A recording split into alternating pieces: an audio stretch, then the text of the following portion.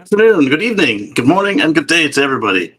You can tell by the fact that I changed the the rotation on the intro that I actually had a few seconds before the show started to get ready. Um, I can't say the same for all the articles this week, but I did read a good chunk of them. So some of them I'll be reacting and commentating on the spot. Others I will be kind of just telling you what I think, and we'll have a discussion on it.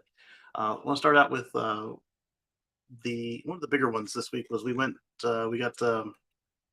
FSD beta 10.69.2. And let me check the audio before I go too much further. Okay, my audio interface says that it's not working, but it is. um, so that's why there was no song on the outro to the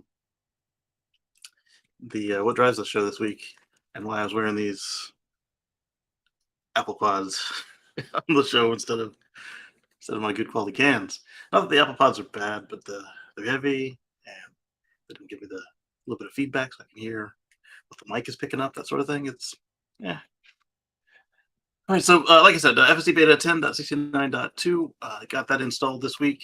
Took it on a short spin around the block on the day one. I went ahead and I restarted the computer right in the beginning just because sometimes on my machine that makes a difference. It usually shouldn't make a difference. I mean, because when you install the update, it restarts anyway, right? So that's neither here nor there. But we went to let's first let me back up. Let me go back to the the first drive. Uh, I love the creep indicator where it's telling you where it's going to creep out to. It still picks some wild places to creep to sometimes, but at least I know where it's going to stop. And it still thinks it fits in the middle of almost every divided road in the median. In that left, I start most of the videos in. It does not fit. In fact, I recorded a drive yesterday showing how that works out. And in fact, you see me stop it because you can see that the car wants to go to the median and hold. Uh, but that's something a little bit later because we're first still talking about the first drive. The I'm not calling Elon or any of the people in California with FSD beta. I'm not calling them liars. I'm just saying that our experiences differ, at least here on the East Coast. And I'm not the only one to say that. Although a lot of folks are like, "Oh my goodness, it's not as good as they say." It has improved. It has improved a great deal. It's just not, I wouldn't go write mom about it, or I wouldn't say, "Oh my goodness, it's the greatest thing since sliced bread. Let's skip 50 version numbers because it's that good." It is really good, but the improvement on the roads that I drive is not that great. It is nice. It starts and stops smoother. All the movements it makes are a lot more human-like. Although uh, jumping ahead to tomorrow or to the next drive, the FSD beta still tried to take out a curb when it was trying to make a left turn. But let's go back to the first drive. First drive again was after it tried to do that maneuver where it wanted to wait in the median. The traffic cleared up enough that it could just go on. And what I'm finding it does now is if it thinks it's in peril, even if the traffic's a long way out, it'll launch. And in a performance Tesla, that's quite a launch. But other than the very beginning of that, making that left turn, that drive was like the smoothest I've ever experienced. It didn't need any correction aside from the two fake traffic lights before the real one at the end of that street that I make that left onto, and the way accelerated, decelerated. Some of the speed limits were still too high. Like if I went to there's a section near there where you go to the Costco, and it wants to do 50 through there. And I don't ever see any speed limits posted, so I guess it still is 45 through there. But I see very rarely do I see anybody doing anywhere near 45. It feels like it should be a 35 or a 25. Maybe not 25 too low, but like a 35 or a 40. And I don't know if the signs have been removed or if they didn't put one there, but I felt that when we got to the area that there was a sign there of a different speed limit than the main road. All right, let's see. We've got Robert William. Hello. Good morning or good evening to you. Eddie says, talking about FSD beta before we get into the week's news. And good morning to you, sir. And Timothy says, hello. think you're on uh, afternoon time already. So good afternoon. Um, if I'm wrong, then good morning. All right. So then the return trip was even smoother because it doesn't have to make any lefts that are completely unprotected. Well, I guess it's not really an unprotected left. It's more of a check style left. But instead of me coming, no, he makes it two ways. He makes it from the road and he makes it from the stop sign. So from the stop sign is very much like his, except that my median is not long enough to hold a Corolla, let alone the largest Tesla that's currently in serial production. The next trip we took was yesterday. We went to Virginia Beach, and I haven't done a well. I've recorded a video review of the original Norfolk, Virginia supercharger, but I didn't. I don't think I edited it and put it up yet. So uh, the new one, the version 3, is actually a lot nicer, and it's not in a the shopping plaza that the first one was in. It didn't leave me feeling the most comfortable, but this one was good. It was at a Wawa. It felt like you were going on base because it was on Military Road and it was like right up next to base, or what looked like base housing. But it was at a Wawa. It was a V3. It was great. I pulled up there at 20%, just as the trip planner predicted, and the trip planner was looking great. Like on the way back from that trip, it said that we would arrive at the Stafford supercharger with 2% battery. It waffled. It said 3%, and we got to the stop light at 3%, and then by the time we got to the supercharger there, it was at 2%. But anyway, so back to the new Norfolk supercharger at 20%. Plugged in, raised the car all the way up, and I decided I was going to retorque the lug nuts. And because when I was getting to 80 miles an hour, I know there's no 80 mile an hour limit in Virginia, but we were in a 70 and I needed to pass somebody, and it was one of those freaks that they must be on manual mode or something, like they're surging fast, slow, and then when you go to pass them, they want to speed up like faster than you were originally going, and now you're hanging out in the passing lane. So you're not going to tag a Tesla out there, but I won't do 85 in Virginia because that's instant remove your license. Not that they can remove the license I've got. Either way, that's not a ticket I want to have to deal with. Um, anyway, so I'm passing this person, and at 80, the car has got a little vibration. So I said, well, let's check out the lug nuts. And so I didn't have the lug nut puller with me because that actually lives in the Tesla UMC bag, and in the back of the car, I've got the Electron Level 1 uh, cable. So the lug nut cap puller wasn't in there, and so Luna and I came up with using some plastic spoons and forks and knives to like you get when you get disposable like takeout, and we managed to get all the caps off. On the wheel that was in question, it was the front passenger wheel, and it wasn't like, well, it still was and is making noise, kind of like a. I would describe it as the way the tire feels and sounds when cupped, but it was only above 80 anyway. Um, it took most of the lugs took a quarter turn. One of them took a good half turn before the click. Remember on the Teslas right now, they have uh, considerably high torque on the nuts compared to what I've seen on other cars. They have 129 foot-pounds, and I forget the metric on that. 1 second. Uh, Almost 40 newton meters, I think. Let me see.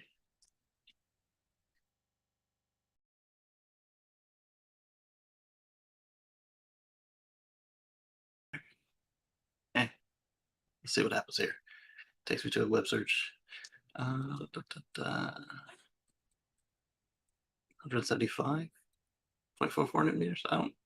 Anyway, I can find the conversion later if we need it. But uh, so that one, it snugged up nicely, and then instantly went to the back wheel on that same side of the car. Instant clicks. No, there was no turning before they clicked. They were just ready to go. And then I went to the other front wheel, and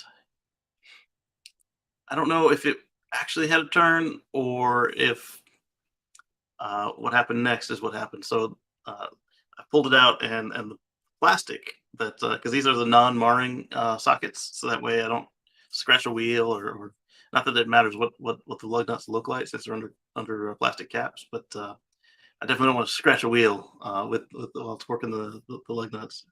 And so the plastic sheath was broken. So I was like, oh, that's odd. And so I put it back on there and went to turn it again, and same thing. It slipped. Like it didn't really click. It like slipped, and so I pulled it back out again, and I split the socket. And these particular sockets, they came from I think a Tesla Motor Club forum recommendation, I believe. So it's got a set of the 21 that I need, 19 and an 18, or the 21, a 20, and a 19. I don't remember because I don't use the other two. And the so I'm gonna have to replace that. But man, I didn't think that. Yes, it's higher. It's like on the higher end of the scale for my torque wrench, but it's not unreasonable. I've heard other cars that use a similar or even higher torque on their lugs, and it's got big 21-inch bolts or 21 millimeter bolts. So you would think that that they would be built for that, but they weren't. And so I'm gonna have to pick a new one. If anybody has a recommendation, drop it in the chat, and I'll take a look before I go replace this one. Let's see who else is there this morning, this afternoon. We've got Robert William. Church bells are ringing here. Indeed, they ring on the quarter, or is it in one of those places where they've chosen to be like 15 minutes off from the rest of the world? All right, so then on the way the way from the Norfolk Supercharger to Virginia Beach, the car did very well. Everything was smooth as it should be. The acceleration was the way I would do it. It was aggressive, but it wasn't enough to like startle you. Um, it does have this really bad habit of coming into an off ramp turn way too hot. Uh, Sometimes though it'll slow down ahead of time. Other times it's like, oh, I got this, and it's like that's a 20. You're gonna need to slow down even with no stuff loaded up, even with no bad weather. You gotta do better than that. And so I slow it down. I push the report button. The only thing to really report back about Virginia Beach is there was one turn where we were making a left onto Atlantic Avenue, Atlantic Street, Atlantic whatever, right there next to the river, next to the ocean, and there was an old median curb. It was kind of busted and broken, but you could clearly see it. And the car tried to go straight over that to make a left, and so I took over, made the straight last a little longer, then turned, and then reported that. And there was a stop sign that the car got right that I did not, where the way it's painted, I think it was like a pride crosswalk. It looked like it was a four-way stop, but it was not.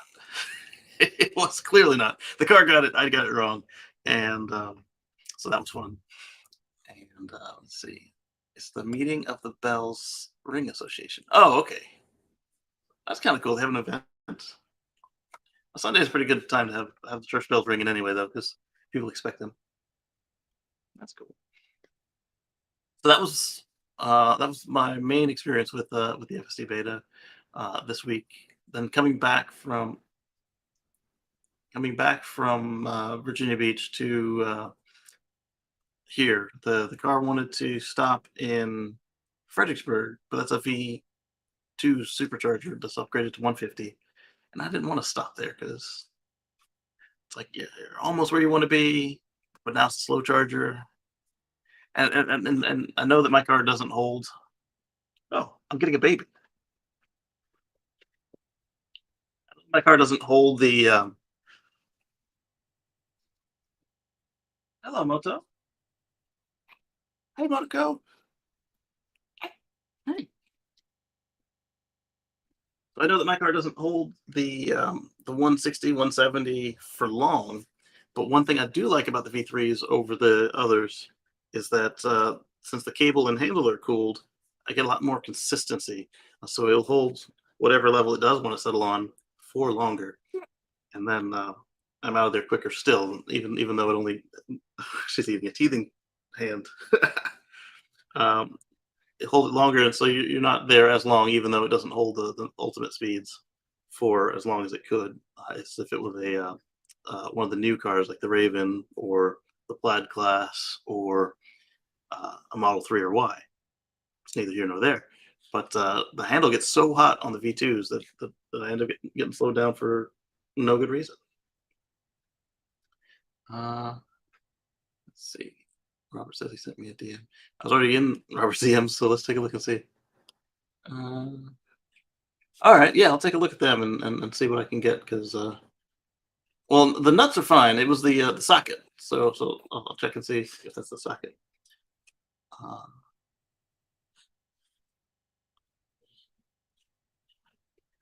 it's close. Motoko. Yes, it helps that she only has 3 letters. Yeah, is that right? Is that right? So, uh, the car wanted to stop there at the V2, and I decided not to, and so I added in the Stafford supercharger since it's a V2, or sorry, V3, and then the car's like, okay, you'll stop at Fredericksburg for 5 minutes. I'm like, I'm not going to stop it there for 5 minutes. What kind of waste of time is that? And so then I canceled the route and said, come back to Woodbridge again. And the car then said, all right, well, we're going to have you stop in Stafford for, you know, I think it was like 11 minutes or something, but I wanted it more full than that because free supercharging. And and the car made it there. It came in right at the 2% it initially estimated. I guess I was driving better or following in traffic because it was a lot more traffic you'd expect than that time for that time of day, and we ended up with an estimate of 3% partway through, and then as speed picked up, it went back to 2%, which was okay. Yeah, baby hair on my lip.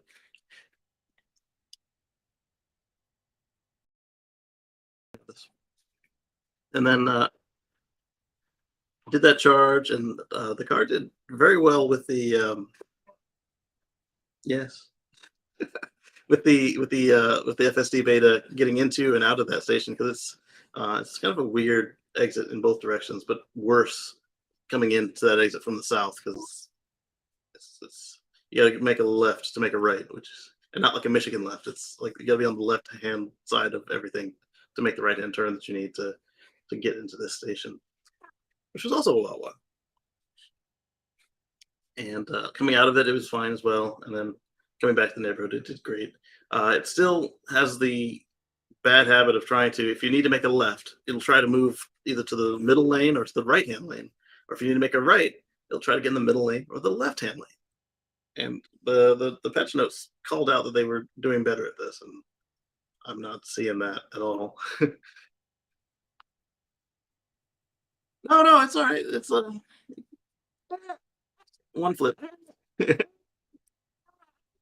All the socket rice. There's a good set here. I'll take a look because yeah, what I need is the driver for the lug nut, and the stock ones I think are fine, but they don't give you the tools to do your own work, so you gotta. And the lug wrench is still fine. Or the torque wrench is still fine. I just need the new 21 millimeter socket. Yeah, I think there's one that came with the spare tire kit I ordered from EV Annex. It took like 5 months to arrive. It said it had a that they were ready and in stock, and then it took 5 months to deliver. Like we went on like 4 major trips after the one that we actually wanted it for. Um, and find the original spare tire kit dealer. That's the reason I went with them. And then after I was on month 3 of waiting, I found it, and I was like, I'll just keep waiting. All right, so let's see. Let's get into some of the stuff for this week. So the first one is this one's coming from Robert. And yeah, yeah. Why are you kicking the desk? Do you want to be seen?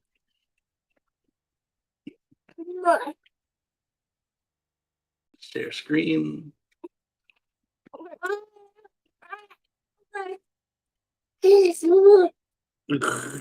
Mom brought you something. Let's see. Here we go. Here's the article that Robert sent us. Move this. Get into YouTuber reacts view. All right, so taking a learning test in an automatic will soon be the norm for UK learners, but should they be banned from driving manuals after? And that's a good question. Let me see if this was a perfect message here. Probably not. And it was not. It was an advertisement and a message from the drugstore, but that one I already saw. So there are certain jurisdictions here in the U.S. where if you take your test in a automatic, it's indicated on the license. But I don't think that we currently have that. But I've heard that some places like Germany, or at least some parts in Germany, if you take your test with an automatic, it's still indicated, but you are no longer able to drive a standard until you go back and retake your test. Uh, I don't know. It kind of makes sense, but maybe perhaps you should just do, just go back, not say redo the whole test, but just go through and they can make sure that you can start on a hill, go in reverse, change gears, that sort of thing, and then just update your endorsement. And probably the same for maybe even do that here in the States because I saw a picture the other day of a valet station, and on the valet station was uh, not really a laminate, but like you could insert your papers, like it was the vinyl cover where you insert your papers into like a notebook, and like paper protector. I don't know what you call those things right now. I'm drawing a blank on the name, but it said no manual cars. It's I don't know if it was a liability situation, but I suspect it's because they didn't have any staff that could actually drive the car that night at the event or at that eatery or whatever. And it's becoming more rare. And in fact, that people here joke that if you have a standard transmission in America, it's an anti-theft device. I wouldn't count on it security through obscurity because that's exactly what that is. Even worse is if they kind of know what they're doing and they had intended to steal your car. Now they've gone and messed up your transmission while stealing it. But the next thing that's coming up with that is that you've got folks that are learning to drive in electrics. Should they be blocked from driving a combustion? It is a completely different experience if you have anything. Yes, anything with regen. I'm probably going to teach this one how to drive, or make sure that she goes to driving school or something. But she'll probably never deal with a gas vehicle. Exactly. So let's see. What else do they go on to? Learning driving UK isn't like in the US. Yep. Bless you. Oh, really? Uh, Wondering if they mentioned it. I can't.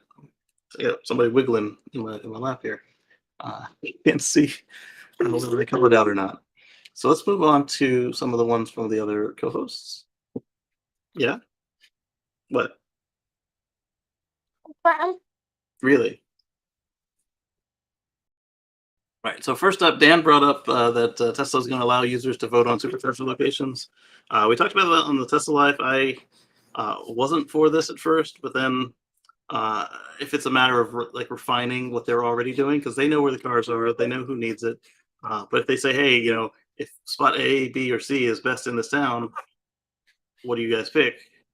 And then they kind of weigh it for the people who are local and know what's going on, or the people who visit that area versus people who don't. Or if they say something like, hey, this one's got open 24 hours, this one's a hotel, and this one's a gas station that's also open 24 hours. Um, those kind of votes would be kind of cool, but just randomly asking people, where do you want it to be? That sounds like a recipe for disaster. The cat likes a baby. That's cool. Oh, Anders says good evening. Good evening, Anders. Oh yeah.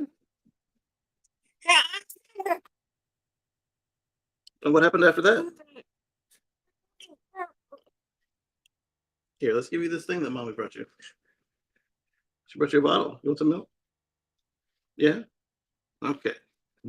All right. So the next up, yeah, like I said, Dan was talking about the supercharger voting. And then um, Dan also brought up this article on Electric about the first V4 supercharger station.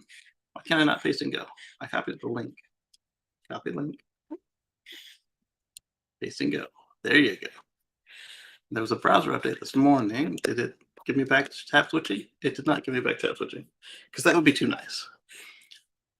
I guess I was the only one using it. Switching tabs while sharing screen. I could have been the only one, but Microsoft way. I get into using something and they cancel it. So Tesla's first V4 supercharger with a mega pack and solar gives a glimpse of the future. Now, initially, I thought this was one of the 4 ginormous installations we talked about in California last week, but it was not. So let's see. This one's going to be in Arizona rather than California like the other 4. It's going to include a mega pack and a solar array. And as we know with the V4 design, it's going to look like a mini Tesla semi-charger. And let's see. The new charge expected to feature a potential for higher charge rate, which is currently 250. Yes, but Elon also said that the V3 would go up some. So I'm curious where V4 starts and where V4 upgrades to. And if it includes the CCS provision, because that can be independent of whether it's V4 or not. So those 4 stations, they could be V3s and still have the CCS provision. Let's see. Could also come increased storage, increased deployment of energy storage and solar power at charging stations. Yeah, it could. That's something that Elon's always said they would do eventually, is just put solar on as many places as they could and batteries as well. But that the reason they don't all have it is because they're already over production and they would rather put out more stations than make them all look like the brochure. Oh, that's exactly what the tweet says. Any update on the plans to install solar arrays at supercharger stations back in 2016? There's some installed already, but full rollout really needs supercharger V3, power pack V2, plus Solar City pieces now in place. Back when Solar City was a separate company. And I think they were a separate company then. They might have just been merged in at that point. It's been a long time. And that's back before Elon blocked Fred. But the companies never stopped reading these articles because, as we saw with their response to Dan O'Dowd. Are you talking or eating? Make one up. Okay. Are you spitting milk at me, child? That's gross. No? Milk. Yeah, let me think your name.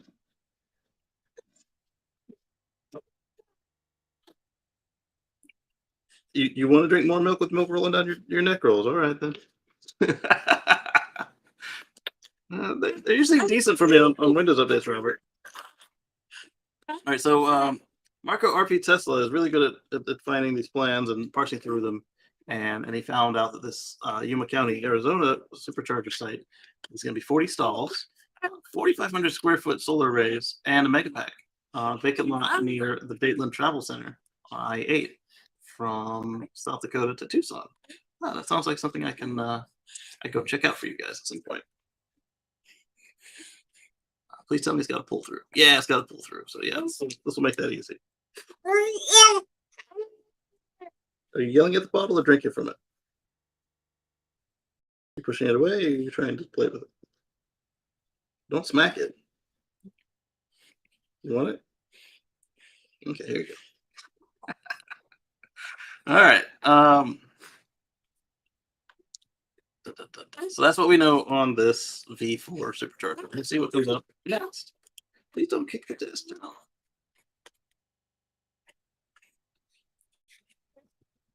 She's really into this bottle. SpaceX discussed iPhone satellite service with Apple. That's coming from Dan as well.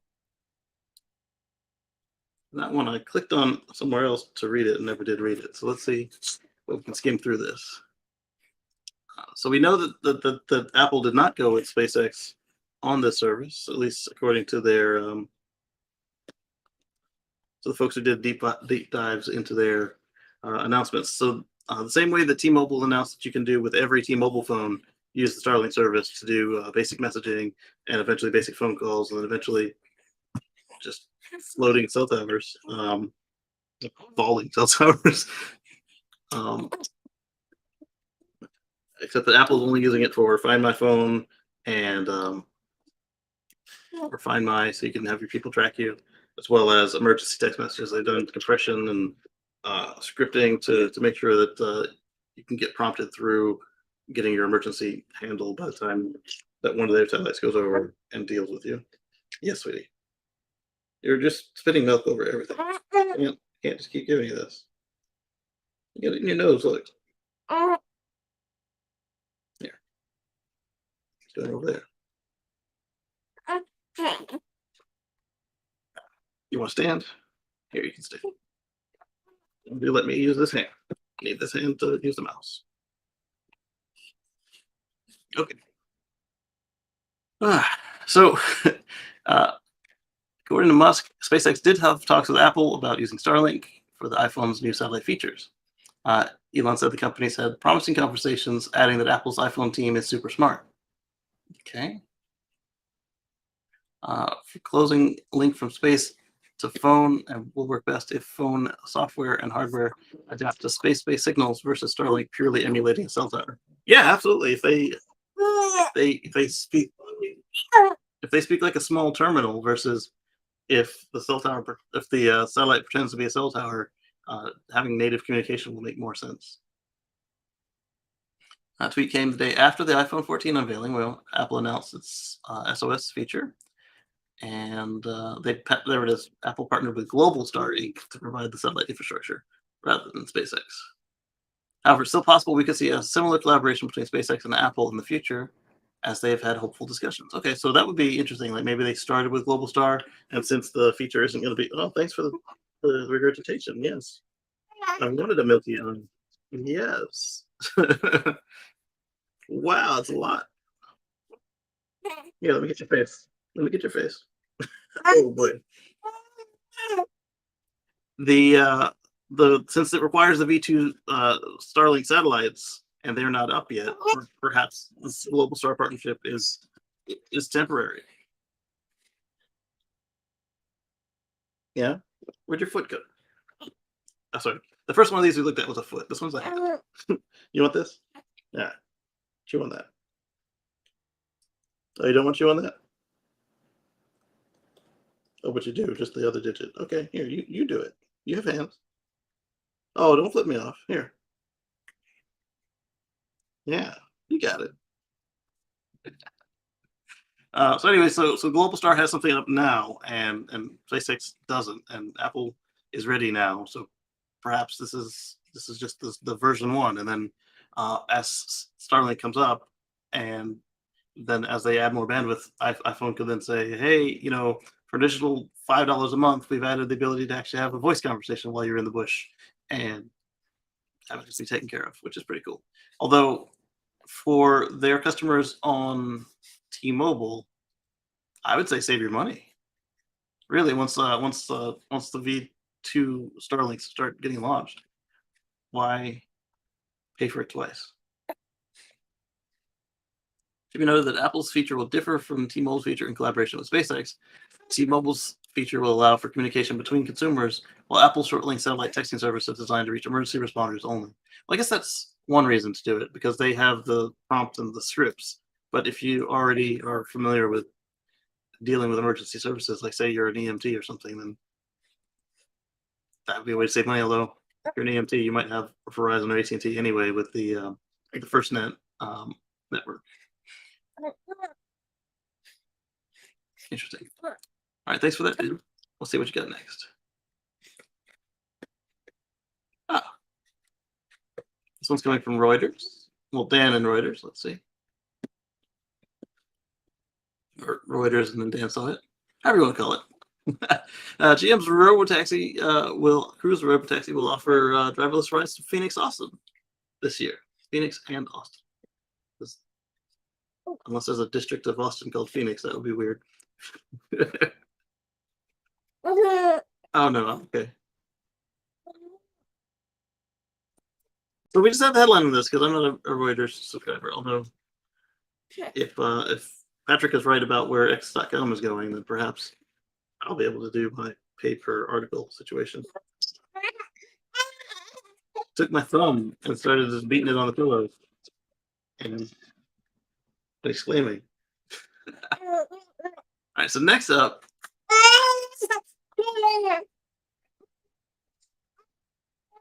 Dan has an article about how Tesla service folks have been conscripted.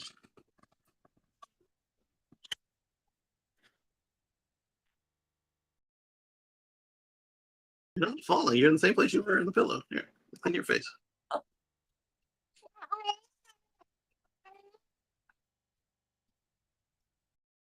Better?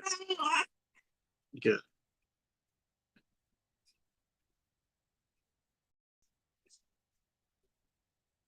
Yes. What happened next? Oh, you got milk over here. Look at you. We'll clean that and we'll clean your neck. Here, turn the other side. Thank you. Well, don't drop.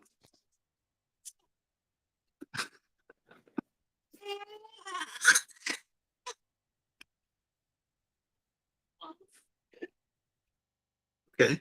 So, um, at the end of every quarter, especially at the end of the year quarter, the end of year quarter end, Tesla will blast out as many cars as they can. They sell the demos, they sell the loaner cars, they sell the marginal cars, they sell everything they can, and they need more people to do that. And so it looks like they are taking service personnel off of the service index to do that too this time. Tesla brings service workers back to sales for end of quarter push.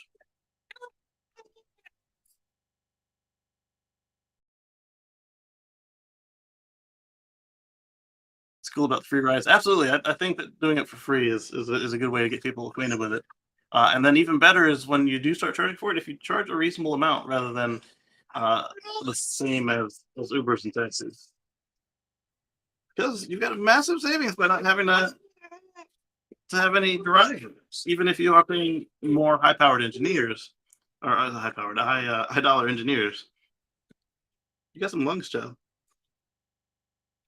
Uh, Waymo, you guys know, has offered free rides in the eastern part of Metro Phoenix for several years.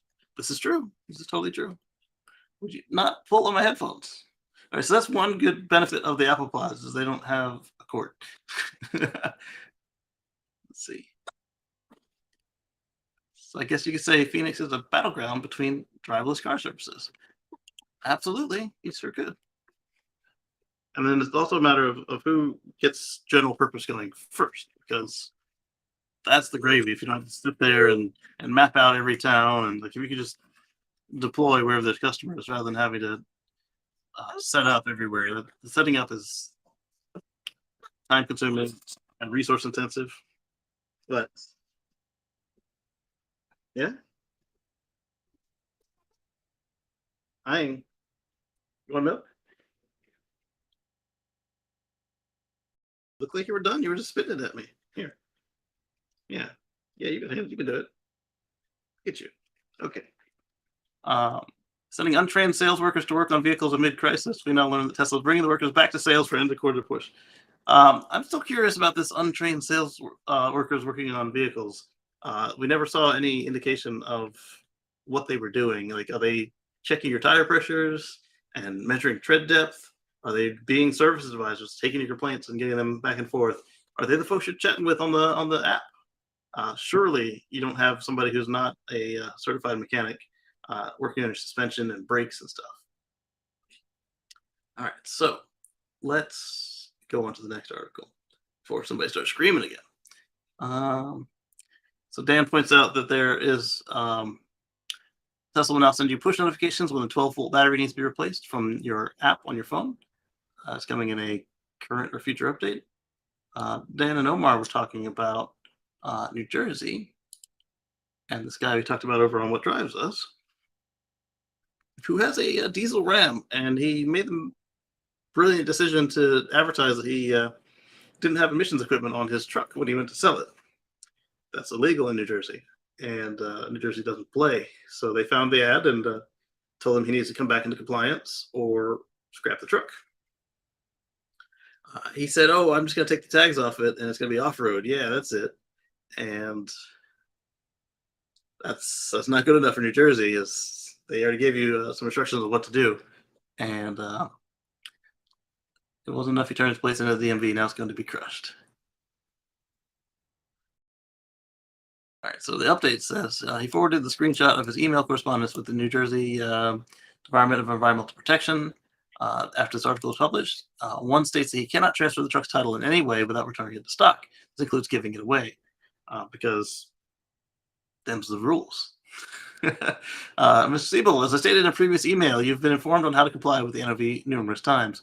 As far as giving the truck away, any transfer of the title is the same as the sale, regardless of the price.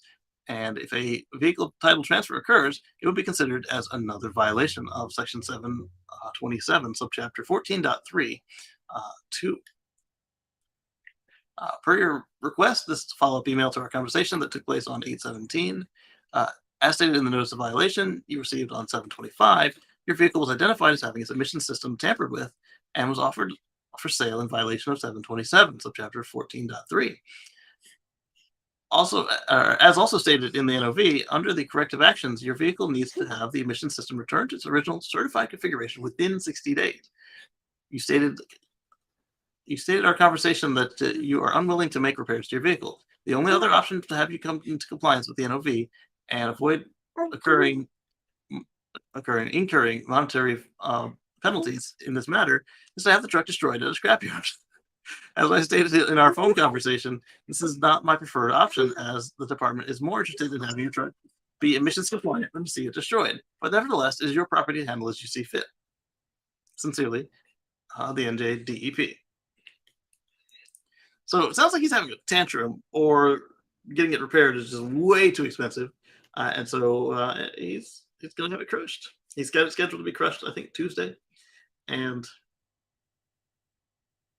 I mean, yeah, it's one less fossil, but I think it's a little wasteful to do it this way because, as the guy saying, why waste a perfectly good truck? I say it's the guy, but as the representative is saying, why waste a perfectly good truck if all you got to do is put the cat back and put the if it took death, put that back, and I don't see the. But yeah, it is his. He can do what he wants. Just recycle it. Have a nice day. But Omar and Dan were pointing out how New Jersey doesn't play. So, and then one thing that we pointed out on What Drives Us is looks like he did this for maximum smokability around Priuses and electric cars, and we talked about how he was showing his prowess or lack thereof, and we had laughs all around. So check out this week's What Drives Us for that version of the discussion of this article. What emissions equipment? It's a pre-12 truck. It had an EGR. That was it. Really? He doesn't want to spend like $600 or less? I didn't even look into, you got to rate these people's trucks off the street. Somebody who drank the Kool-Aid. You can't delete anything unless it's 25 years old. I don't think you can delete even that, because at the time they put those in, the car was 25 years old, didn't really have anything. That's why imports have to be older to bring under other states, because the emission standards are different from now to then. Diesel's different. The rules for deleting EGR and the cooler. And, you have no idea what you're talking about. That's what I was thinking as well. All right, next.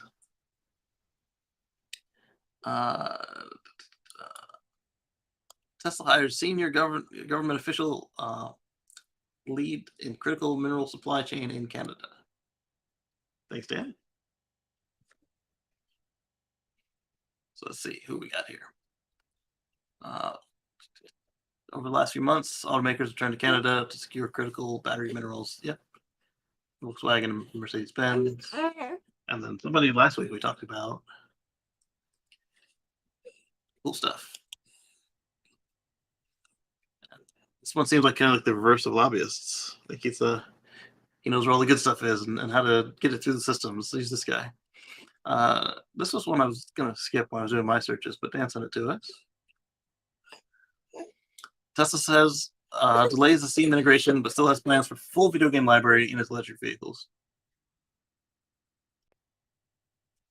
Tesla Hype asked Elon any updates on Steam integration.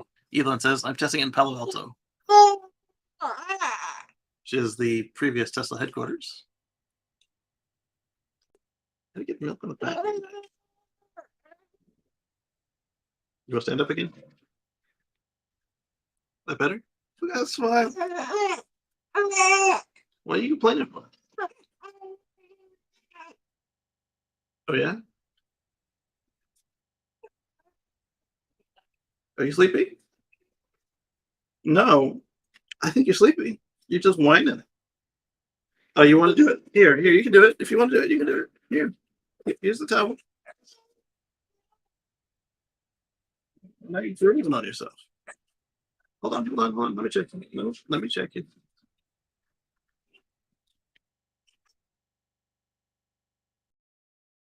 Hold on. Okay, I understand. I was handed a baby and needed a diaper change. So bear with me while I take off these headphones and deal with this. Be right back. Sorry. So I guess I need to have some pre-recorded videos for intermissions. I planned on it and didn't think I would need to use them. Yes. I didn't think I would need to use them, so I didn't make any. But stand by.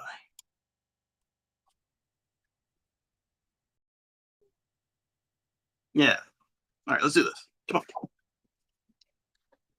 Ah, drop my headphones. Oh, I see. They're wrapped on the chair. Well, that's helpful. Yeah.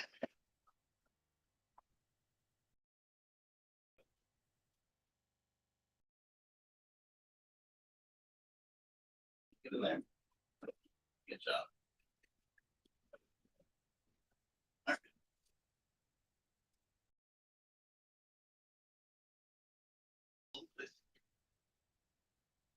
Thank you. All right. Yeah, I need these hands.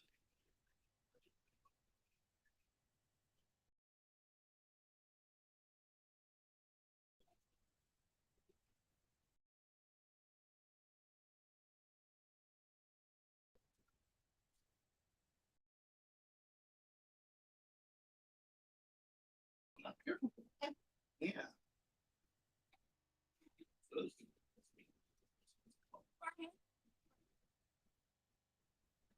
Yeah. Okay. Now give me the new number, please. Yes, thank you for holding that.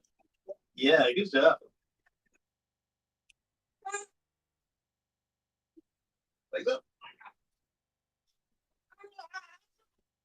Oh yeah.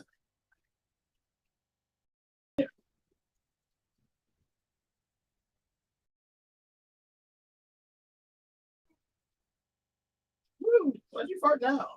Gross. Who farted? Woo! Yeah. Oh, you stand sanitizer real quick, okay? Yeah. Let's go back to the show. People waiting on us. Ah, I need this towel. And this pillow will be helpful because you all waited. Then we grab this teether so you can have something to chew on. All right, let's turn our camera back on. Then put this pillow in here and put you right there. Put these headphones back on. Let's see. All done. Okay, so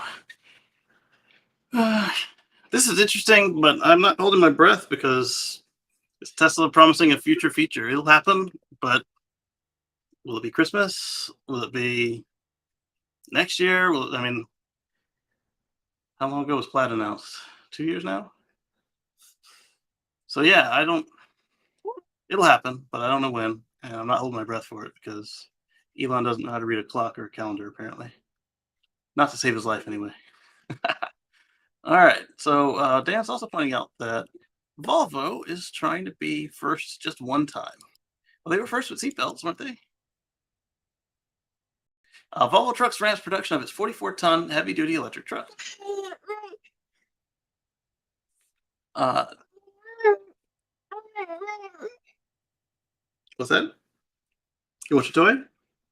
Where did I put it? It's right here. Here you go. Yeah, I enjoyed that for 10 seconds. Um, yeah, so this is cool. They're going to ramp their 44 ton trucks. We talked about these way earlier in the year. And as I keep saying, electrify all the things. So this is good to see. And especially since they are one of the few that actually have um, quite an assortment of ways to build this chassis out, like the dump truck, for instance.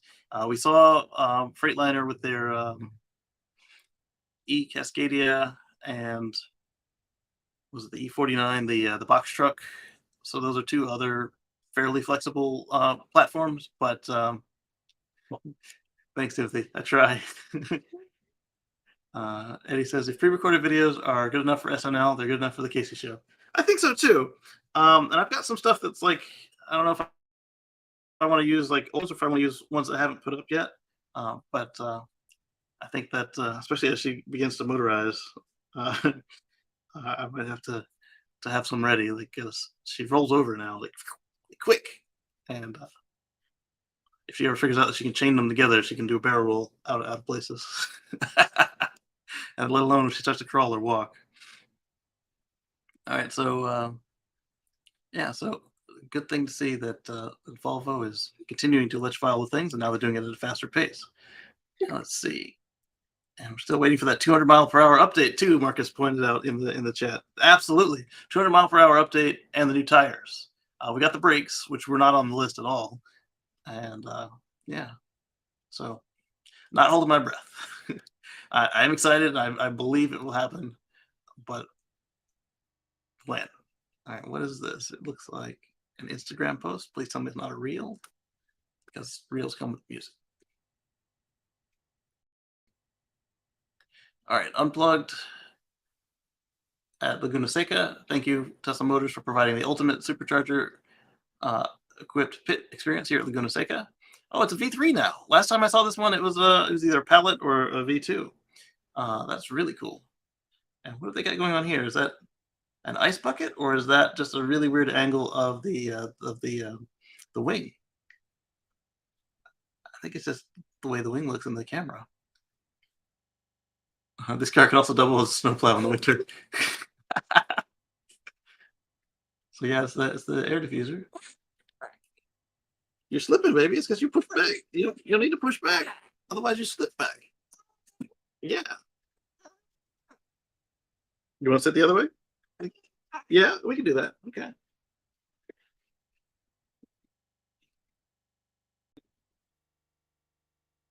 Where'd your mommy go? Well, it must have been important. She just brought you over in the middle of the show and disappeared. That's fine. Here.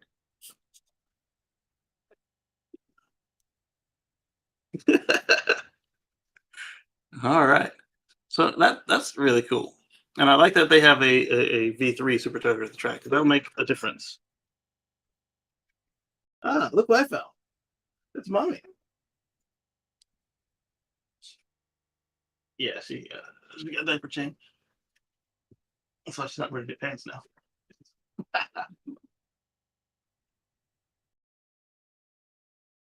All right. See you later, baby. You want this milk? All right.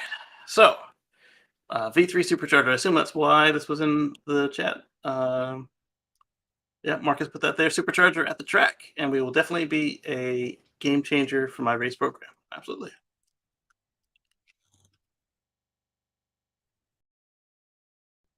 Dan thinks it looks like Knight Rider. And then he brings us, copy the link. He brings us a school bus article. Let's see what we're talking about here. It says, Lee says they fail to realize the upfront cost will benefit them in the long run. Plus, as they get them to remove the old fossil buses simple. Why make life hard? Yeah.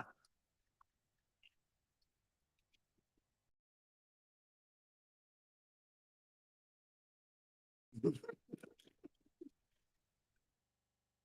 then she makes fun of people telling the stories. We have a joke that when you tell a story with Lee, get to the point. She says, "Did anybody die? Are you okay then?" All right. So electric school buses are cheaper and to maintain and cleaner, but they have two problems. Let's see what this interesting engineering fellow or lady says. Being thrice as expensive as a diesel bus, and the need for charging stations are hurdles to overcome. Okay, charging stations, no big deal. You have plugs everywhere. Just install them at the depot, and if it's a place where it gets cold and you have block heaters, boom, you've already got charging. You might want to just maybe double it up so you can charge at a reasonable pace.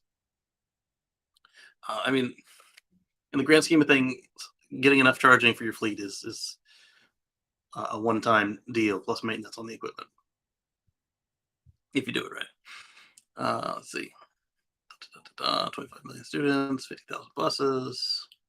Another thing, as Lee was pointing out, you can also use the bus to stabilize the grid, or at least you can do energy arbitrage for your school system. So you can recoup some of that cost up front. And yes, electric school buses, I've got a few quotes, are expensive, but they're not prohibitively expensive. They would be for me to get one, but they wouldn't be for a fleet to get one. Let's see. Early movers, funding and space. So yeah, but funding is like there's grants right now to help you go electric, and there's the fact that you're not poisoning your students. Exposure to gas stoves and diesel particulates and other stuff like that really increases the incidences of asthma in children. They've shown in several studies. So how much is your kid worth? I'd say it's worth a little bit of taxes. And as Dan pointed out in the previous show, the routes they're not all that long, so you don't need to get the 200 and 300 mile bus. I mean, it's good to have that like for the activities bus, but you don't need that for all of them. Most of them can be the 50 mile, 75 mile, 100 mile buses, which is going to save you a ton of dough. No comments on it. Okay, interesting. Yeah, that's another good point. Eddie points out that solar panels on top might help a little. Um, I think there's a family I saw that converted their gas school bus to a camper, and they've got something like 3 kilowatts on the roof, and that's using old panels. So I imagine you could probably get up to 3.5 to 4 using newer stuff. And while that wouldn't really charge a bus all that much, it would help take the edge off. And then again, when they're just sitting around all day at the depot, you get 100 of them. That's 400 kilowatts right there in the depot. Um, done. Wait, my numbers didn't add up there, did they? 10 of them? At 40? Eh. Either way, the more of them you pile in there, the better it is. So then you would have to make sure that your depot could handle the reverse charge. That'd be pretty cool too. Next,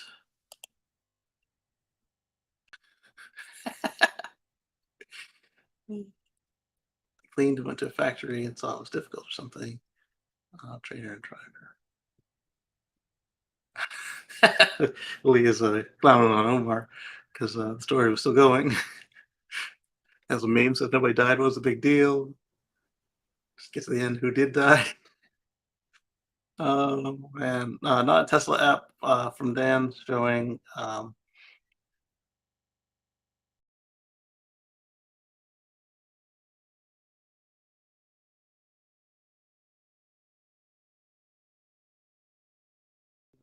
baby's getting a bath or baby's in the room where mommy's vacuuming.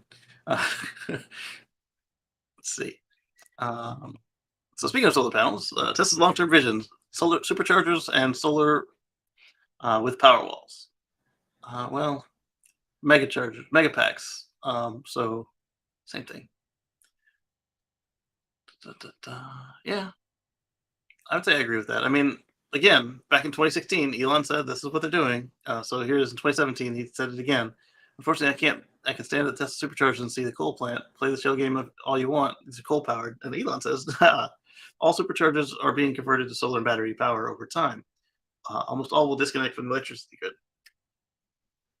You don't have to disconnect if you're putting in, as they do right now, the entire Tesla solar infrastructure is putting in more than the service centers, the factories, the superchargers, and the customers at home are using to power their cars. So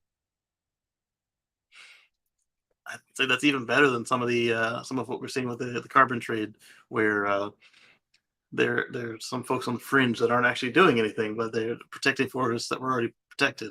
But on the other end, you've got folks who are actually planting trees and doing stuff to make things better. So I'd say this is closer to the actively doing stuff stage than the fringe credits side. Musk is stealing from nature's playbooks. He tweeted, "Almost all of Earth's energy comes from the sun already. We'd be a dark ice ball near absolute zero if not for the sun." This is true. And essentially, the entire ecosystem is solar powered. This is also true. And in 2020, Musk tweets reads that the free fusion reactor in the sky conveniently converts 4 million tons of mass into energy every second. We just need to catch an extremely tiny amount to power all of civilization. While it might not be powering all of society, Tesla continues to put the sun to work to change its products. Back to the Not a Tesla app from my first article of the week, but not yet. Dan has this article, and let's see what it's about. It suggests why Tesla Model 3 rams into an overturned semi-truck. Could LiDAR have helped avoid the collision? Answer, no. Uh, remember the Tesla Autopilot hit a stationary truck. The reason may be one to surprise you or comes as a shock. The feature is most advanced driver assistance on the market today, designed to help drivers, blah, blah, blah. This car had radar, and the tops of those trucks are transparent to radar. So unless the bottom of the truck was showing through the radar, like big metal or bed or truss, uh, uh, it won't show. But from what I understand, it was full of soft stuff. So unless that was some soft stuff that could be also penetrated by radar instead of like deflecting it or whatever, uh, then the car wouldn't have seen the bottom of the truck. And even then, cameras were still elevated at the time as far as what was going on. And now radar is off. So we'll see. Dan, how long is this article? Smashing into an overturned truck first time. What happened? Yeah, we saw this one. This is the one I'm talking about. But there isn't much frame to the truck either. It's kind of at an angle too. So maybe the door would reflect it. I don't know. The system relied on radar at the time. It did. How old was this article, Dan? In September. Okay. Why it happened? Tesla uses cameras and front-facing sensors. Blah blah blah. Did we cover this crash on the show? We may have. You got the puff of smoke. There's what we think is a truck driver standing out there. Well, I would stand behind my truck and not in front of it. In America, the way people drive, anyway. It's not in America, I don't believe. I think it was in Japan.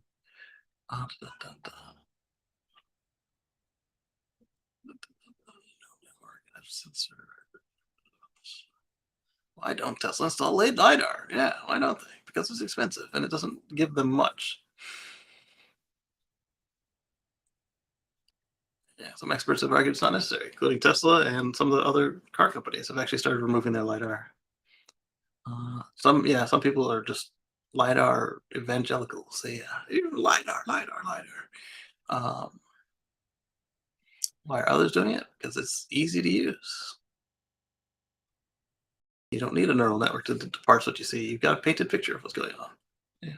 Can't read signs unless the signs are like raised. You can't. It won't help in a lot of cases. It can't see through fog or smoke. Musk is not pleased with LiDAR. So this, I don't know. Thank you, I guess, Dan. I'm not sure what to think of this one. Uh, Omar says it wasn't me this time with the story. Uh, Omar has a tech influencer, self-driving dogs. All right, let's take a look at this one. If it's the one I think it is, it was interesting. It wasn't a Tesla even.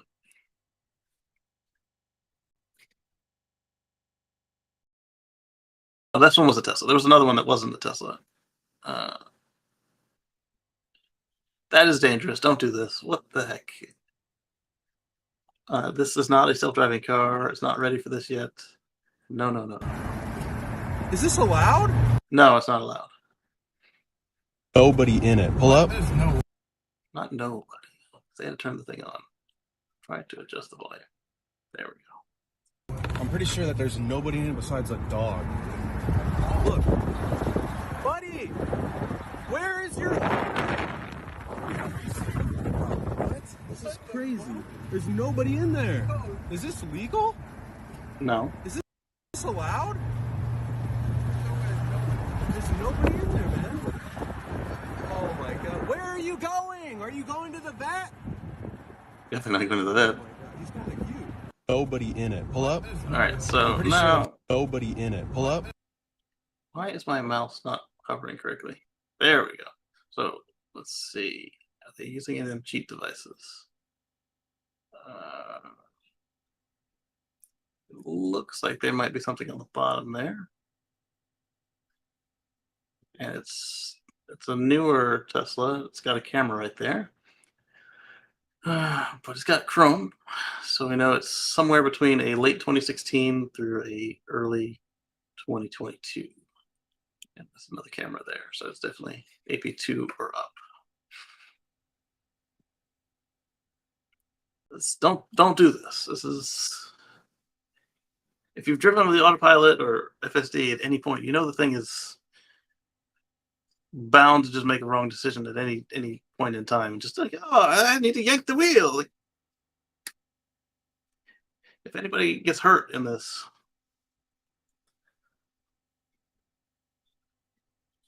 what the hell?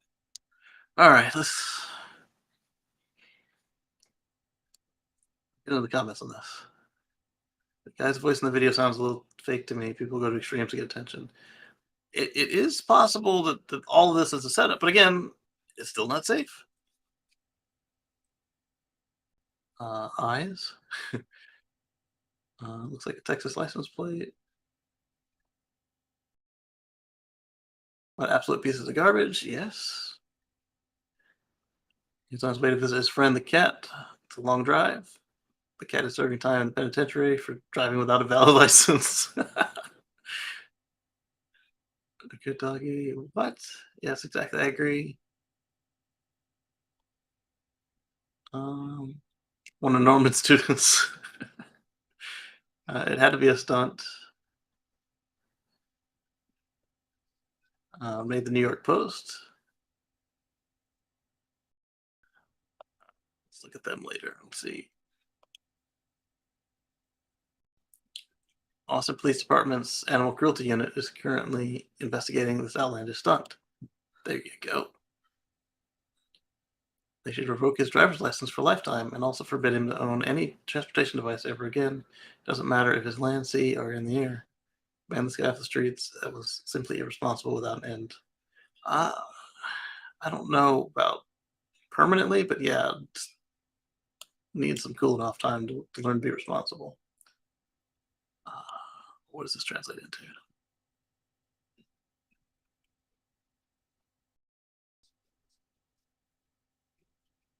That's crazy. I agree. Brian Ramel, help. Who's Brian Ramel? Is he the new Tesla AI guy? They might be better drivers. Yeah, on a straight road, yes, but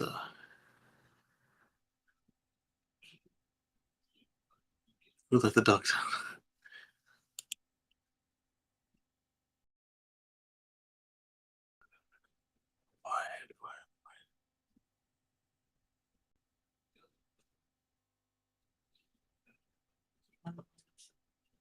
There was another one I saw that was not even a self-driving car, and it was not a Tesla, and there was a dog in the seat, and I thought that's the one, but it was not. I wonder if I even put that one in the links. But that person was equally irresponsible. So you kind of can drive and use Microsoft Teams, but as you can see, it's parked.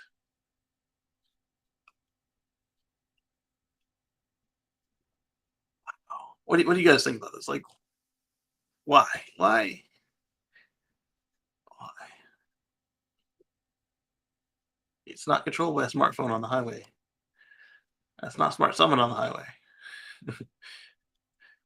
See, now that would have been cute if you're using smart summon in the parking lot and the dog was in the seat. That's fine because then you're still in control. You got a button, but on the highway, out of the seat, that's not. It's not.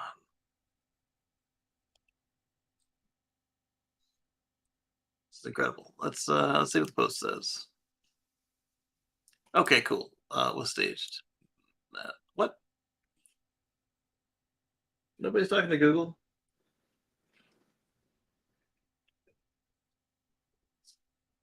So let's go back.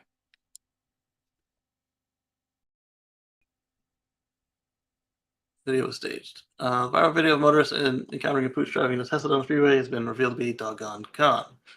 Austin, Texas influencer Blake Mythic was recently copped to staging the Fast and Furious stunt, but only after it fooled lots of people on social media and the news. I set out to create the perfect viral video. All right, how did you fake this? I'm curious. I mean, yeah, you could smart summon on a regular road and then come post it back in. Oh, you know what? I wonder if this is one of those people dressed as a seat. We've seen that before.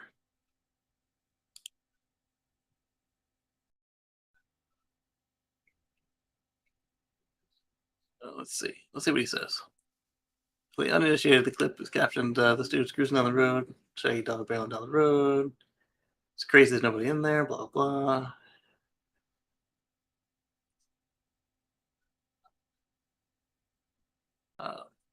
Follow up on TikTok, he admitted to orchestrating the whole thing. That's when he gets the provocator's claims to Inside Edition that he had nothing to do with the. Too many dog puns. And it's like the fellow influencer punking him.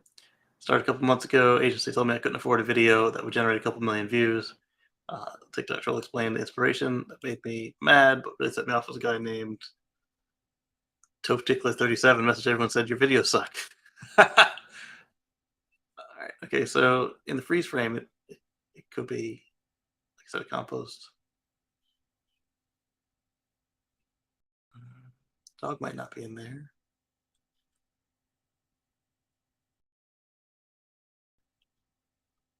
No. Let's go through. How does he say it was done? Paid for consultation with a Hollywood stunt coordinator. Rented a Tesla, got a roommate and his dog. Went on a private road and shot the stunt until it was perfect. Okay, it was a private road is fine.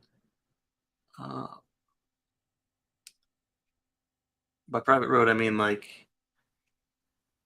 the access road to a golf course or a racetrack or something where nobody's going to get hurt. He didn't go into details of how he pulled it off. Our viewers is a juicy monkey with the electric vehicle's autopilot feature. While self-driving software requires the driver to have their hands on the steering wheel, yeah, you can, especially because this car will not have had an interior camera. Includes with him celebrating pulling the wool over everybody's eyes, despite the fact that the perfect gag only attained him a piddling 6 YouTube subscribers. Austin Police Department's Animal Cruelty Unit is currently investigating the outlandish stunt, and this isn't the first time that an opportunistic videographer has abused Tesla's self-driving feature. In 2018, a British man was temporarily banned for driving after turning on Tesla autopilot and moving into the passenger seat while the vehicle was cruising down the highway. Still, no, just it's not necessary. All right, what's next? Elon gives Jay Leno a tour of SpaceX. Cool. I didn't watch that one yet. I pulled it up to watch it later. Tesla app 4.13 release notes. Why, Dan? Is there something special on this one? Is this the one I was looking at? Music controls, the front close animation in the app, notification section, notification buttons. Okay, so they've expanded the notifications in the app. That's cool. Last tire pressure in the app. New Powerwalls in the menu, or new Powerwall tutorials in the menu. Oh, this is cool. Miles on autopilot. Let me share this with you guys.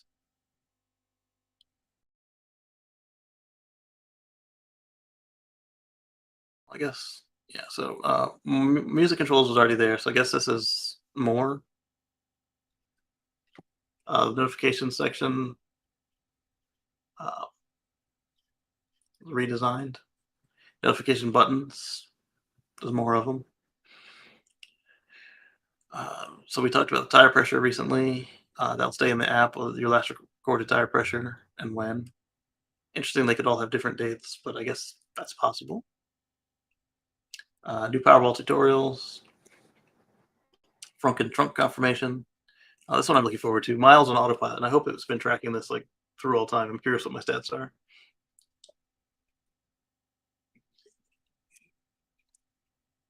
If you have the safety score available in the app, either because you have Tesla insurance or you're trying to gain access to FSD beta, you can now view the amount of miles driven on autopilot. So I guess it's not historical.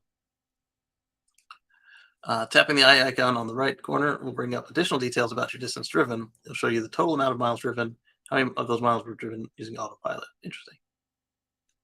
If you've got the LFP battery, Tesla will tell you to do 100% at least once a week. Still is interesting to me because this one, also LFP battery, they say don't do 100% if you can help it. Manage your drivers right from the app. That's cool. Service reminders. I like this because even though there's no maintenance schedule anymore, there are still things that you should still look into, like your brake fluid and your air filters. Regular tire transposition, tire rotation. One way to do it. Let's transpose them. Oh, I wonder if it's because they translated the Chinese back to English. That could be it. They're limited to China for the time being. You can remove access. You can pull yourself out of a car. Security section. Driver. Security and drivers. Security has been renamed to security and drivers. Okay. Self-diagnosis. I did this the other day. It said my battery is fine. It's down 9%. So I don't think that, unless you can just do it without going through the whole service, I have battery concerns feature. Let's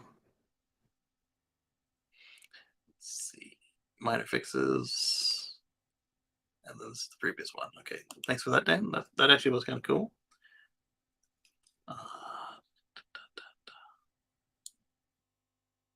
This is interesting. We got a Starlink article I knew nothing about. SpaceX rolls out high-performance satellite internet for residential users. Good thing I'm a residential user. Bad thing, my Starlink is looking at a tree. So no matter where I put it, it's looking at a tree. This lot is tiny and useless. So back in February, SpaceX introduced a high-performance satellite internet solution specifically for businesses. This high tier is a step above the Starlink system with its dish. Features double antenna capacity for faster internet speeds. Oh, that sounds interesting. Why do I want to upgrade? How much is it going to cost? And as much as service was attractive, however, there's one issue. It costs a whopping $2,500 for high-performance satellite internet and a very premium $500 per month for service. Yeah, I don't want to pay that. As per recent updates to the official Starlink website, high-performance satellite internet kit is now available for residential customers, and it doesn't even require a $500 monthly fee. That's good. Residential customers who wish to acquire Starlink's high-performance satellite internet kit will still be paying $2,500 for the hardware. They only need to pay the standard $110 per month for the service itself. Oh, interesting. Residential customers who opt into high-performance dish can then get more out of Starlink's capabilities for the same monthly fee. I like that. The high-performance Starlink kit would be better for users who reside in harsh environments, such as those who are in hot or cold climates. There's more room. Support page also indicates the high-performance dish has better download speeds in hot weather, better snow melt capability, and improved water resistance, and better visibility of satellites. Interesting.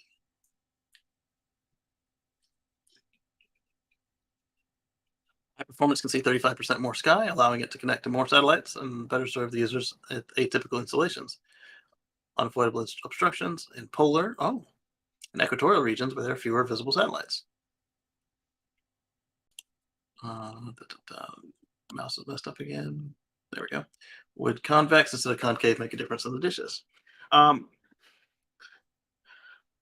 Not for Starlink, because Starlink uses a phased array antenna like the military does for their radar, and so they're steering the beam electronically, kind of like an electron gun. It's steered electronically. Yeah.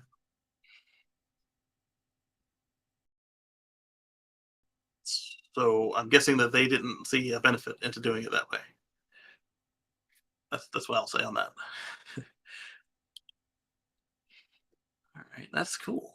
Recent announcements from SpaceX have revealed that Starlink is now on all 7 continents, including Antarctica. That's good because just 2 years ago, Antarctica,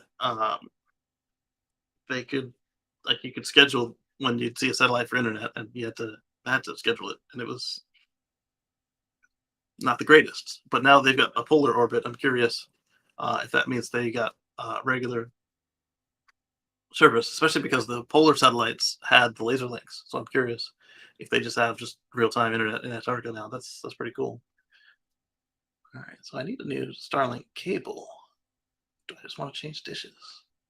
That's a lot of money. I'll look at it. Let me keep this one open.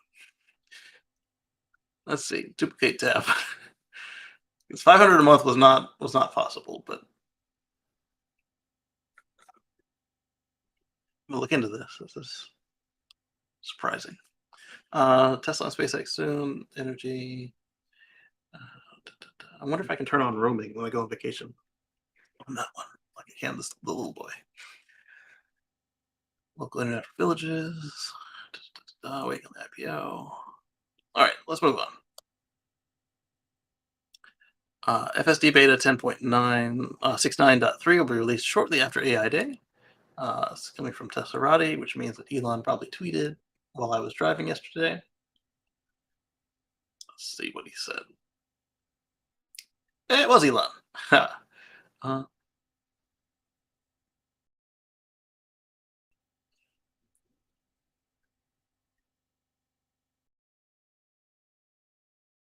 So this email claims to be from Amazon Prime.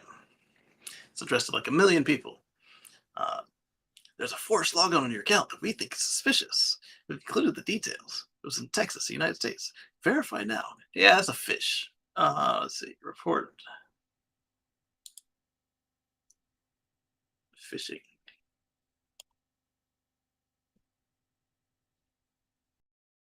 Well, there we go. I did my part. All right, so my commute to work today with 10.69.2 was flawless. A world where autonomy is the norm is closer than we realize. Heart. 10.69.2 drives for 19 minutes with 0 human control. Again, like I said, not calling him a liar, just saying that my roads aren't set up that way. No accelerator tap, no max speed changes, nothing. Well, do that here and you'll crash. After this, somebody asked him, hey, come to my area and do it. And he said, okay, where do you live? I'll be by. It could be his car, but I doubt it. Let's see. His response to what's up, Tesla blogger Gail said after she shared her commute with Tesla's latest FSD beta was flawless. Elon said 10.69.2.1 is coming out in a few days with additional polish.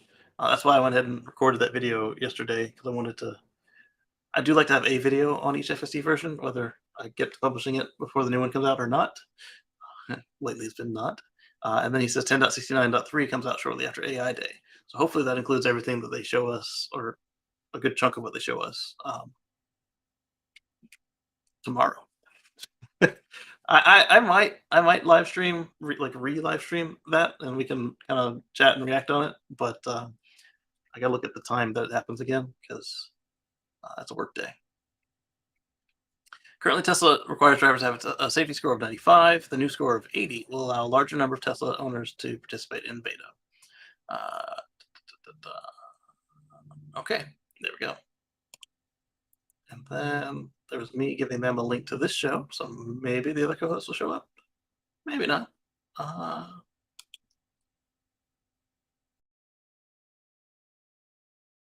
And let's see. Get my notes out here real quick. I moved them across the screen because I wanted them not to cover you guys up while we were chatting. All right, so like I said, I was coming back to the Not Tesla app, but it was actually coming back to Drive Tesla Canada. Who was talking about the Not Tesla app? Talking about a software update. Oh, that's not helpful. I want a link to the article, not a link to my notebook. There we go. 2022.28.1 Tesla software update and release now. So what got me about this one is it's so you guys might have remembered where Elon didn't like the idea of waypoints because he's touched and he thinks that his experience translates into more of us than it actually does. And we convinced him that we all still want waypoints. So the next logical choice is to give us what Tesla calls alternate routes, or what everybody else calls multi-routes, being able to pick your routes, whatever. Yeah.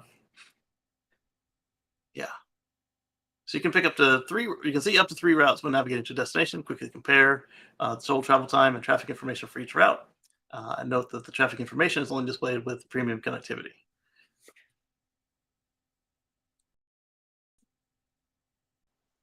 What's up, Marcus? Hey, how y'all doing? Doing well. Oh, good. How about this? Alternate routes, finally, after how many years have we been asking for this? 10? Yes, 10. Oh, what's that? Waypoint? Well, we had waypoints also asking for that since the beginning. But now you pick where you're going. It'll say, here's the way the car wants to go, and here's 2 other ways you can go, and how long they'll take. Oh. The 22.28.1? Oh. Yep. And that works out because sometimes the car wants to go like, hey, let's go on the HOV lane. Well, the HOV lane doesn't run that direction right now. Or, hey, let's go this way. It's like, hey, there's undeclared construction going on right now.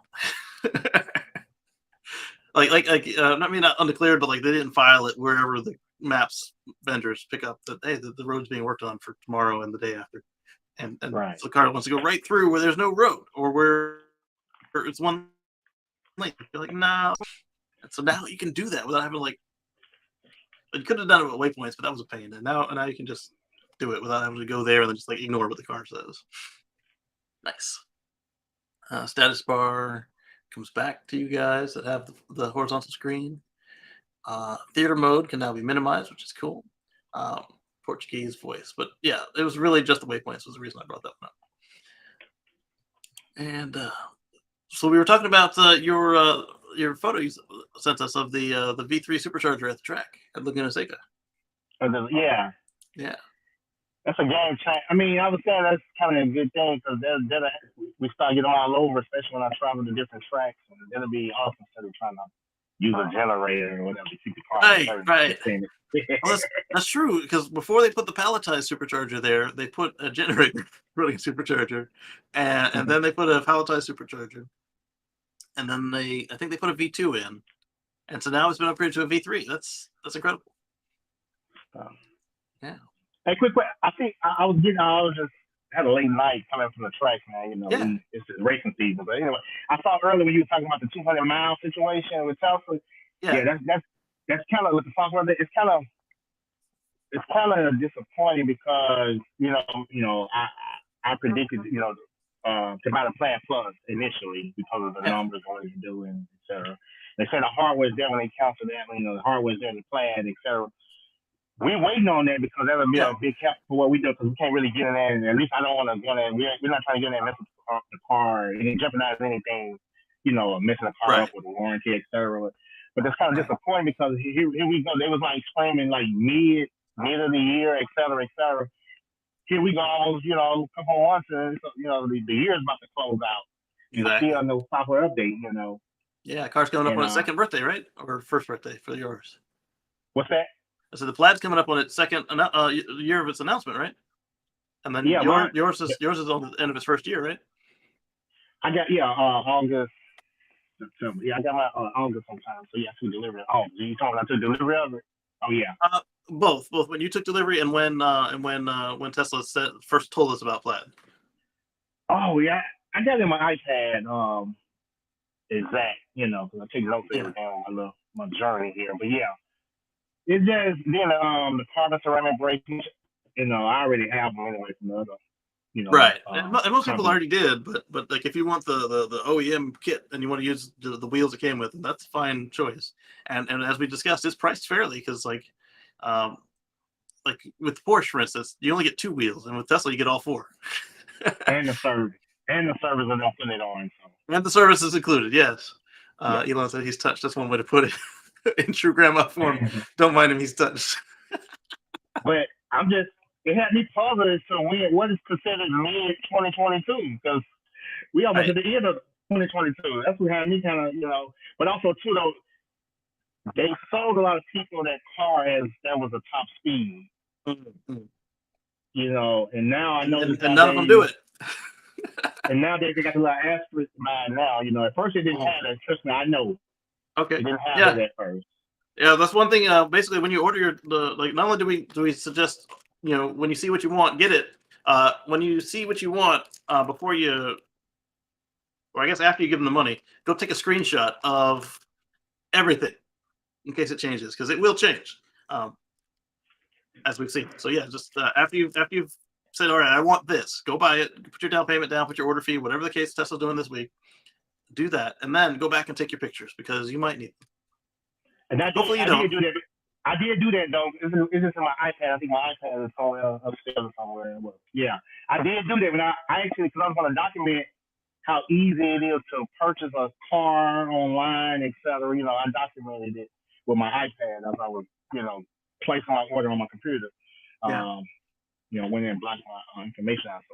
But I was going to do other things as I, introduce when I'm ready to introduce myself, fully out here doing what I'm doing. My car's almost complete. It should be ready in like the next day or 2. Oh, there you go.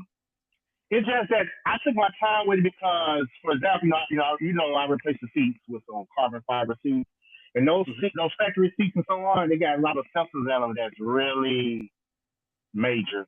And me personally, I didn't want no error codes on the dash. I kind of got to think about that, but yeah. I mean, part of Marcus's vision is really cool. Like, he wants this car to be done up, but he doesn't want anything to be out of place. Like, a lot of these cars that have been adjusted in any way, you'll see like a Christmas tree on the dash. Not just the Teslas, but like fossils too, like Christmas tree. And it doesn't have to be that way, but it takes a little extra planning and a little extra care, and some of the stuff, like, you have to make sure you get a component that actually has the new chip in it, or can take your old chip moved over into the new component.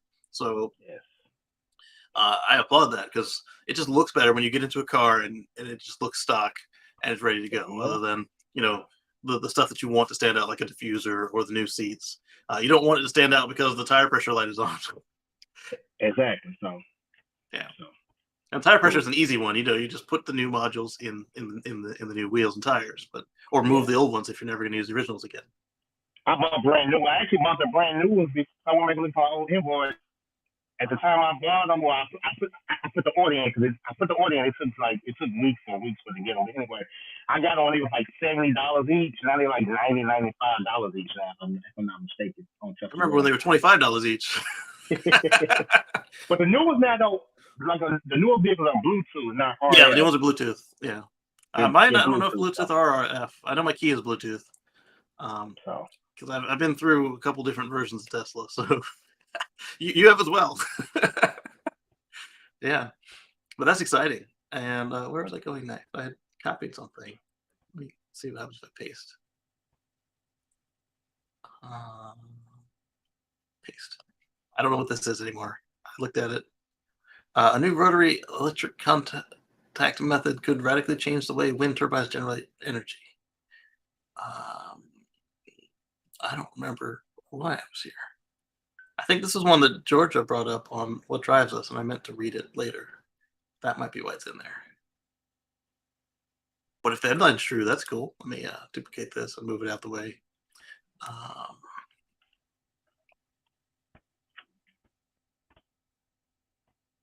So there was another SpaceX launch of Starlink last night. I missed it, but I could have watched it, but I was watching something else. I think we were watching a movie with the baby. She really likes movies. SpaceX completes 52 Falcon 9 launches in 52 weeks. So now they're at 53 and 53, or excuse me, or 53 and 52. I don't know. It depends on. It was on September 12th. This is that same week, though, isn't it? Barely. So 53 and 52 weeks, maybe. That's cool. The undisputed workhorse of SpaceX. The Falcon 9 rocket has now been launched 52 times in 52 weeks. It gives the space exploration company an average of 1 launch per week in the last 12 months. That is really cool, especially when you look at what everybody else has done. This one was Rideshare AST Space. This one was also really cool because not only was it it was the 14th launch of this booster, launch and landing of this booster, obviously, and it also did 5 maneuvers, not just the usual 3 or 4. So I say or 4, the usual 3. I think is what they said during the presentation. And you can tell that since that one came back, I think this one came back on short photographs. Yep. You can tell that one's got a better satellite setup than the other drone ships because there was not a single break as that thing was landing. It was like beautiful, and it's got Starlink. We knew that was one of the first ones to have Starlink, but it might have just a better setup than the other two because sometimes they still do the magic trick, like you got an empty pad and then abracadabra, there's a smoking rocket. Did you do a Starlink? Did you do one? I did, and now I'm trying to determine if I want to get that big one. Now that you don't need to pay $500 a month for it if you're not using it for business. But it's $2,500 up front because it's new hardware. Okay. What do you think? If it makes sense, yes. I mean, I wouldn't say doing it just to be doing it, but yeah. Oh no, not just to do it, no. But if it can get around my situation where I've got trees and stuff, so I've got a lot of downtime on this unit. Uh-huh. But my other concern is, can you turn on the mobile plan like when you go on vacation? Because if you can't do that, then there's definitely no reason to bring that thing. And also the power consumption, because the current one only draws 35 to 50 watts without using the heater. It hasn't been cold yet, so I don't know what the heater does to it. Wow. Yeah. So I'll be doing some research on that after the stream, but I was just curious if you had any thoughts on it. Yep, so this was the most complicated launch ever. It deployed a 1.5-ton Blue Walker. I didn't realize it was that big. Okay. Before putting their Starlink satellites into orbit. So they went up and then over and then back up. There was a lot to it. Where's my notes at? Copy the link. I think my problem is they've got too many copy links in the context menu, and I can pick the wrong one.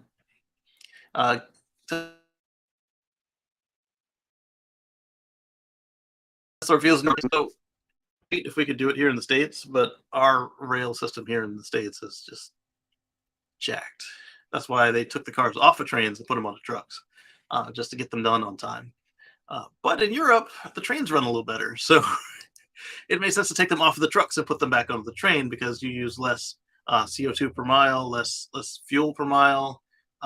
If they're all going in generally the same direction, you have less humans moving the cars, and it's safer, and you're not putting up damage on the road, and all sorts of good things come from using rail if your rail isn't jacked. As we saw with the strike. I'm not saying that they don't deserve sick pay. I mean, the fact that they didn't have sick pay was just a surprise to me, and it's gross. Like, you should have sick pay if you're a full-time employee. Like, you should at least get 3 days to be sick in the year. Come on now. Right. Come on. Yeah. And so, like, without the union, they wouldn't have been able to get that. So whether you're pro or anti-union, you can't say they don't get results. But because of the way that our rail is structured, I'm not saying anti-union, pro-union. What I'm saying is the fact that uh, the rails are not like the roads. The roads are owned by the government, and everybody just puts their stuff on it and pays taxes and have a nice day. The rails are privately owned, and you have to share, and you have to deal with schedules. And instead of like dual track, like the roads that go, very rarely do you have a one-lane road, like literally just one, and you got to choose which way you're going, unless it's a one-way road. And then it usually has another counterpart that is also one way going the other direction. There's plenty of the country where there's just one track, and if your schedule's wrong, you've made a mess. And so it's not like it's one in each direction. Go ahead.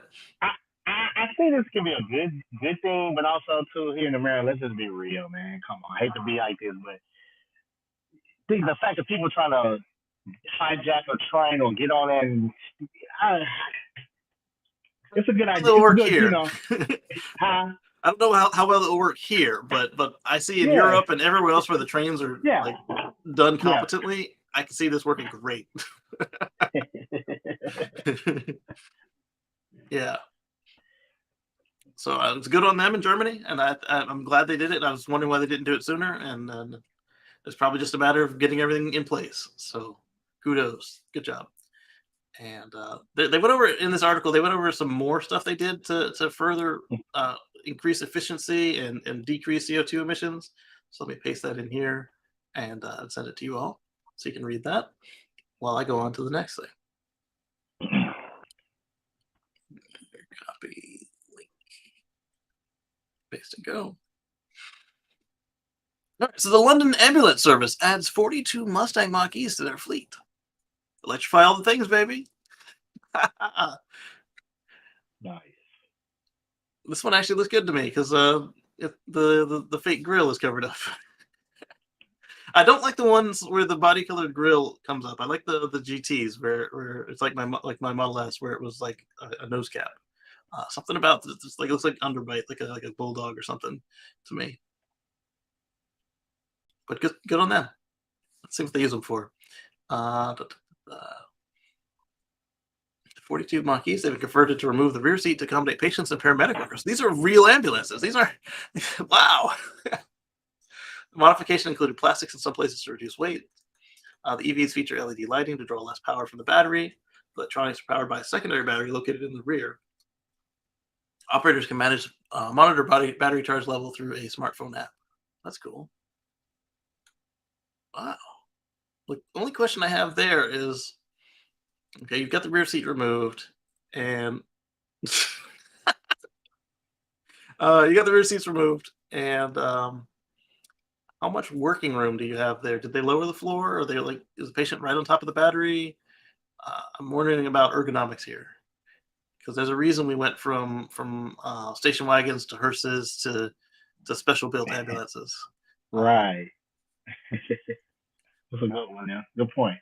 This is a good start. Like if you could take this, remove the back, and then put an ambulance box on the back, that would be even better. Kind of like we do with the vans, but the vans come from the factory as a cutaway. They come with no either the back wall to the cab or no wall to the cab, the cutaway, and then the upfitter does the box and everything. But this is a unibody, so that would be tougher. So I'm wondering then, could you do this with the Ford Lightning? Remove the bed, put a box on it, and now you've got a proper, like, ergonomic ambulance. Not that this isn't a proper ambulance, because like literally they said they've got the paramedics and they put the patient in there, so we're good. I'm just wondering how they could do it better for everybody, not just good for the environment, good for the wallet. Because I mean, if you got somebody thrashing and they bump up and hit their head, then now you got another injury to deal with. And if you're a paramedic in this thing all day, and now you've got your back hurts. That's my only concern there. But kudos, they're moving in the right direction. Glad to see it. I was hoping they had some more pictures of the conversion though. What do you think, Marcus? Hey, it's a start. I'm gonna put plans to start. Yeah. I like it. So while we're talking about non-Tesla manufacturers, I don't want to delete, I want to paste. Uh, VinFast is to begin their VF8 production for North America and Europe this week and deliver their first cars in Vietnam. So, VinFast, if you remember, is the one where you're leasing your battery, and my understanding is these all of these are being built in Vietnam right now, and then they're going to get them ready for the voyage to America for American delivery at the end of the year, or before the end of the year, which means to me at the end of the year. You're right in the nick of time, like right for New Year's Eve party. Right. That's how Tesla does it. That's how a lot of the others do it. Yeah, by year end, by quarter end, that's like the end, the night before. That's usually what they do. And I much rather them do it right than rush it. So that's usually why it is that time rather than sometime in the middle of the first quarter, like February. No, it was March 29th. But good on them. So they have 5,000 over the next 2 months before sending them to America and Europe in November. So it looks like they're going to fill up a whole ship, which is smart. Because if you can take the whole ship, you can probably get some favorable rates versus having to do a partial load and then find somebody to share it with, ride share, if you will. Right. I mean, you guys will both get it for less money overall, but you better hope your partner is in sync with you. Otherwise, you get a mess. All right, so then this one. Yeah, exactly, Dan. Like the old school station wagon ambulances. Yeah, and the hearses too. Like the Ectoplasm 1, or what was the Ecto 1? What was the I've got the whole Ghostbuster movie series I need to go through from start to finish. Now they got the new one. I think the only one I'm missing is the Gender Bender series, just for completeness. I think I'm missing that. Let me go to my server real quick and take a look. If I have 4, then I don't have 1. If I have 5, then I have them all.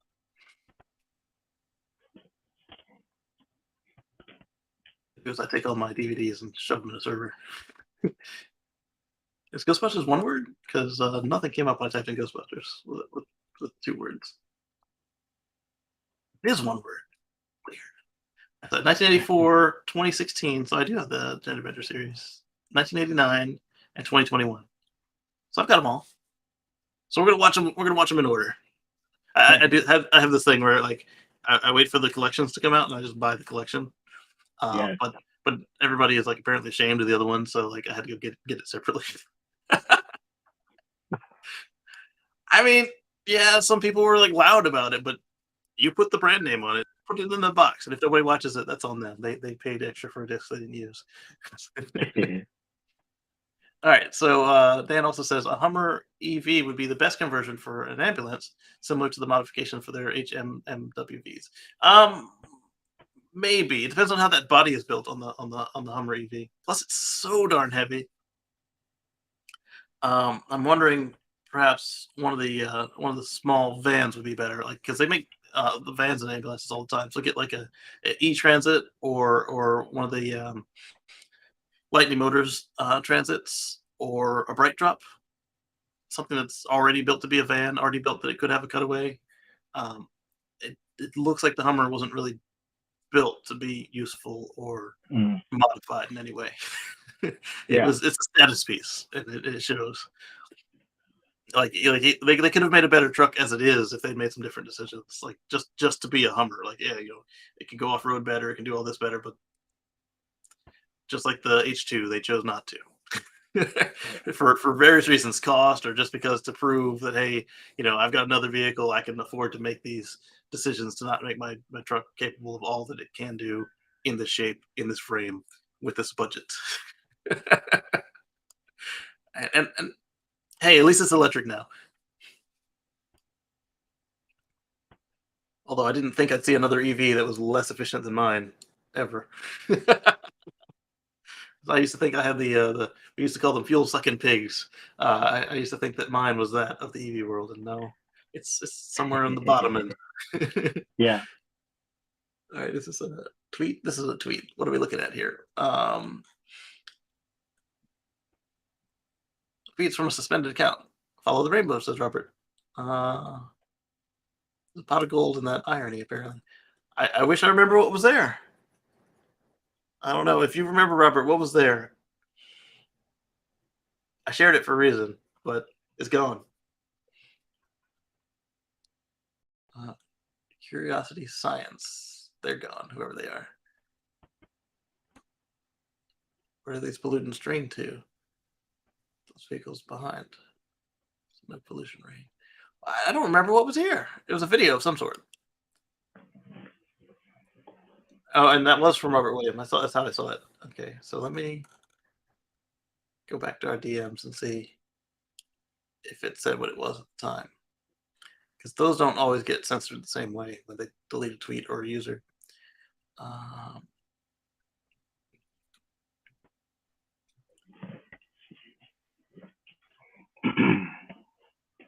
Bear with me. I'm not seeing. They deleted it from the DMs too. Jokers. Robert sent me a YouTube video of a dog going through a drive-through in a Tesla. I didn't watch it yet, but that one, if they're using Smart Summon and there's not a lot of people waiting in line, then I think that's cute. But the dog on the road, which we found out was a hoax, was not cool. All right, so while we're talking about non-Tesla manufacturers, let's go back to here and paste this in here. Lucid is now up to 40 to 50 cars per day. Look at that. You're on the right track, baby. Everybody's got to start somewhere. I'm not mocking them. But for all the news about Tesla killer, Yeah. You might be taking a Tesla lunch break, but I bet you they build more than that on their lunch break too. And they're good cars. They're well done, well designed. They're fast. They're fuel efficient. They go long range. They're a different style. They're more actually towards the spec of luxury cars. So like if you wanted the Mercedes, but you wanted something with good tech, then maybe look at the Lucid. In fact, we have a friend in our group who had the Mercedes for like a week, and then his Lucid number finally came up. Like they did the test thing and just moved his number like up 6 months. He's like, "Oh, what do I do?" And I was like, "Drop that Mercedes and get your Lucid, Bo, if you can afford it, or if your dealership does rollbacks or whatever, get what you really wanted." And what he really wanted was a Lucid, and so kudos to them. But I mean, if you're looking at Mercedes and you wanted all the comfort and cushiness, I wouldn't really be able to tell you that a Tesla could do it. I'd be able to say that yes, if you get one of the expensive ones and you have an open mind, then you'll be fine. But I couldn't tell you that you're gonna love it more than your this YZ car. So like, it's different, and you might like it. And if you get the expensive one, then you're in an exclusive club because not everybody's got the expensive one. But with the Lucid, I'd feel more comfortable saying that this could replace your Mercedes or your whatever luxury brand X. Dan says it was called the Ecto 1. Ghostbusters Afterlife is the best one. That's the one I haven't seen yet. That's the one that just came out. It's the one where I bought the. I think it is. Yeah, that's the reason I bought the collection. What's the one I did recently? Jurassic Park. I got the whole kit, and then I had to buy the last one separately because it was out before that one was there. Folks were complaining about it, and yeah, it wasn't the best, but I thought it did a good job of just closing the story. It's like, all right, we don't need any more of these. The characters are too old. The story's been done a million times. Like, here's a nice conclusion. All right, let's see. So they lost six executives to improve their pace. Cut their target from 12 to 14,000 units down to 6,000 and 7,000 units. Seems more realistic, but again, you got to do more than 50 cars a day. Yeah. But Tesla was there with the Model 3. They weren't making very many a day. And in fact, they still were there 3 weeks ago at Berlin and Texas. But they have done this before. It's a model they've already made. So it's a lot easier for them to speed it up. They've done it before. Then you've got Canoe. Canoe made the choice of getting somebody else to build their cars for Walmart. They engineered them. They knew what they wanted to do. Their factory's not ready yet. Their staff isn't trained to make them yet. Hey, you make stuff. You're a contract manufacturer. Probably Magna, somebody like that. Why don't you make these 5,000 cars for us while we get our sea legs? It's a smart move. It doesn't help you ramp any faster, but it helps you ramp smoother because you can now Right. say, all right, I need 5,000 here, I need 10,000 there, and then you can slowly replace some of their units with your own, some of their built units of your car with your own in-house built units, and then it doesn't look as painful. So as long as you got the money to buy somebody else to do it and to build your factory and train staff. Right. Yeah. So that's something that Lucid could consider. And it's probably something that Rivian should look at rather than building 4 factories. They should get the stuff they need sold. Now the EU factory and their partnership we talked about last week with Mercedes, that does make sense to me because now that's kind of along the same lines as like we had with the Numi factory before Tesla got it. Toyota and GM were building both cars for everybody. Right. I'm assuming that Mercedes, if you're in their building or if you get them in your building, they're going to help you put the cars together, and they know what they're doing, so they'll help you speed up a little bit. And so that one I'm not so worried about. But the other 3 plants, it's like, are you putting the cart before the horse? Are you running before you can walk? I understand buying the land while it's cheap, but going beyond that, you want to make sure that normal factory, the normal Illinois factory, is putting out what it can do or getting close or Right. on some kind of cycle and rhythm before you go and shake it up. Because you're going to need to take engineers that have been to there and get them in the new place. And if they are still needed, and you take them out of the first plant, and now the first plant is just stalled, you've shot yourself in the foot. So, and I'm not the only one to say it. Elon said it. A bunch of other like smart people have said it. It's like, hey, watch what you're doing. Be careful.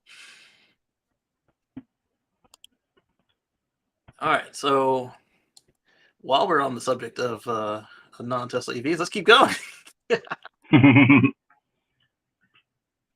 2023 Peugeot E308 and E308SW have finally debuted in Europe.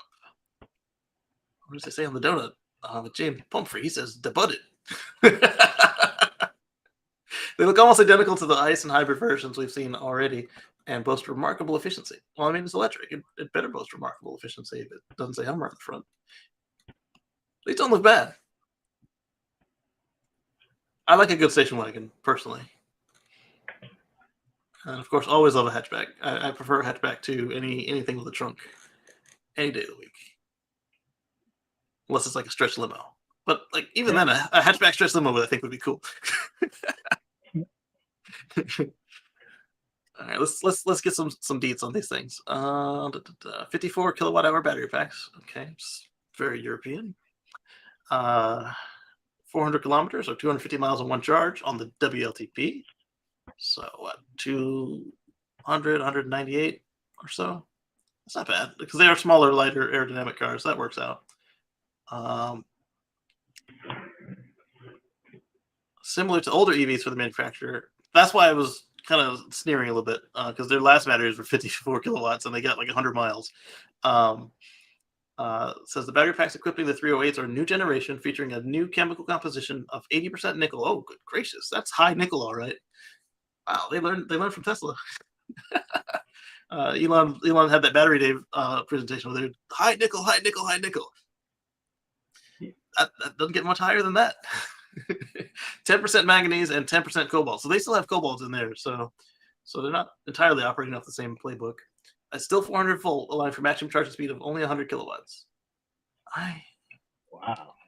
You've got Volkswagen and Porsche right there. Why don't you just go 800 volts and take advantage of that faster charging? I mean, because the Hyundai Ioniq can charge, 0 to 80 in like 17 minutes or less? The Ioniq 5? I want for yeah. I did see. Yeah. And then since like it wasn't necessarily learned from Porsche and VW, but it's like they're putting out the stations. Your customers can use them. It's not like here, like where am I going to find an 800 volt station? Few and far between. But they're everywhere over there, so why not take advantage of it? You've already rebuilt the battery pack. That's just me. I can understand why you might say it costs more, but at the same time, you'll spend less on cables because you're using thinner wire, and battery cables of the lower voltage use a lot of wire. It's thick. That's why you don't see 12 volt packs for these main packs. You see 400 volts or 300 volts or 800 volts. Because the higher the voltage, the thinner the wires can be, because they don't present as much resistive heating. Da, da, da. Gets onboard three-phase 11 kilowatt charger. That's good. It would be foolish not to include three-phase, but there are plenty of cars over there where you can get three-phase power in the home that don't get three-phase power chargers, which I think is a waste. I mean, yeah, you got to put another set of another set of power conditioning chips and everything in there, but the whole main complaint that people give you when they say, "Why can't you go electric? It takes too long to charge."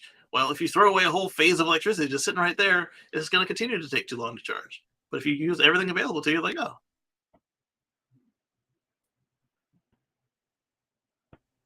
it's enough. Like, in day-to-day usage.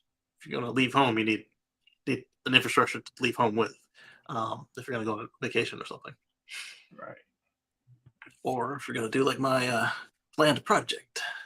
We'll see once all the places are in play for me to tell you guys about it. Just like the Peugeot EVs, other Peugeot EVs, it's front wheel drive. That's a weird choice. Most manufacturers, if they have like a 50-50 weight balance and it's an EV, they make it rear wheel drive. So the steering wheels only steer and the driving wheels do the driving. The reason we went front wheel drive on fossils is because all that weight was up front, so it made it harder to drive it poorly in the wintertime or in any sort of low traction situation. And that's the main reason why we did it with fossils. That, and you don't have to get a drive shaft getting the power to the front all the way to the back. Your battery's already down low in the middle of the car. You can get the power straight from the battery pack to the motor without having to run it from the engine compartment to the back of the car. So it's always interesting to me when they choose to go front wheel drive if it's not an all wheel drive option. Now, the ones I've seen that are interesting that I understand, or if it's front wheel drive and they offer an all wheel drive, it's like, okay, that was just easier for them. But if it's usually the front wheels aren't driven on the electric cars until you get all wheel drive. It's rear wheel drive. So that was a weird choice. Not all. That's why it's enough for me to be confused every time it happens. It's like, why did you do it that way? The car is not gone very far to differentiate it from the hybrid and ICE versions of the 308. That's fine. I mean, because then you can say, hey, you know how to work it. You know how to train your customers on anything except plugging it in and not letting it sit on zero. So the salespeople and the training people, they probably love that. There is a market for electric cars that aren't different. Speaking of which, I saw a Bolt EUV for the first time yesterday coming back. Which one? The Bolt EUV. I was like, is that a Nissan? What is that? What? Because all I saw was the lights, and I'd never seen one before. Like, I've seen the pictures, but they're all pretty little pictures where you can see it from the ant's view or at an auto show, and it's like, oh, that's cool. But it was a different color I've ever seen. I've never seen it with the lights on at night, and this is the first one I've seen at all that wasn't just a photo. And like, it was kind of cool to see. It was bigger. It was bigger than the regular Bolt. I see a lot of the regular Bolts, both in shows, in person, and by shows I mean like at car shows, not like on TV, but there too. I don't know why more people don't pick that, unless the regular Bolt is just cheaper or they got theirs before the incident.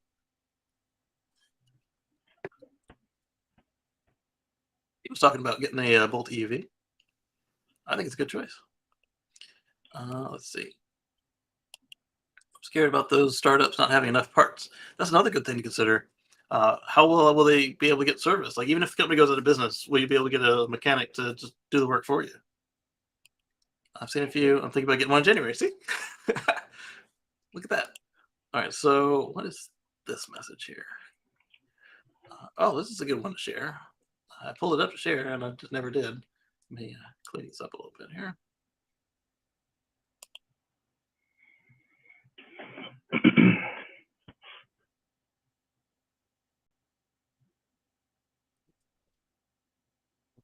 Do it all.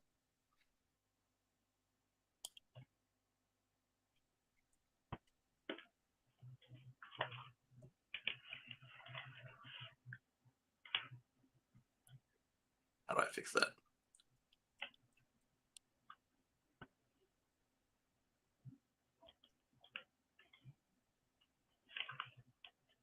Let's see what happened. Sorry, I'm fighting my computer over here.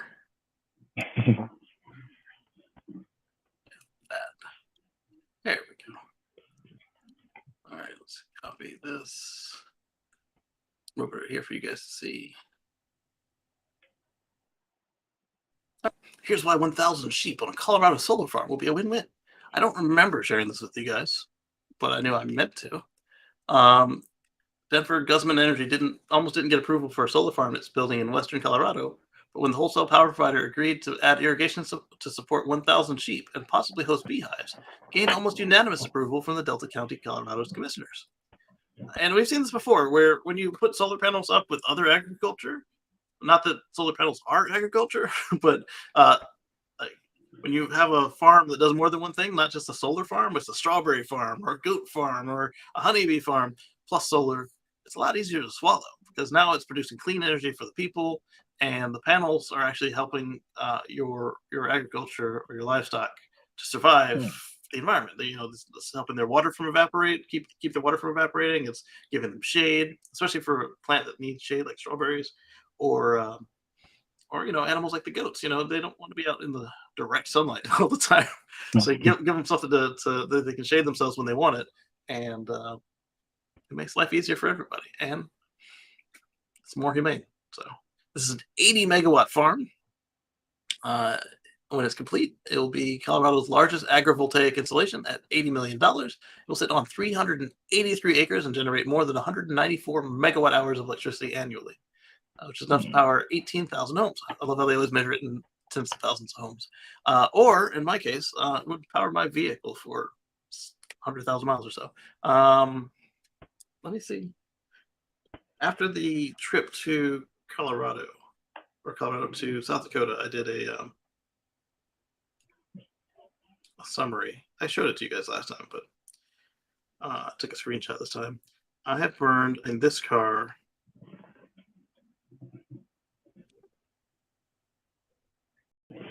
30 megawatt hours.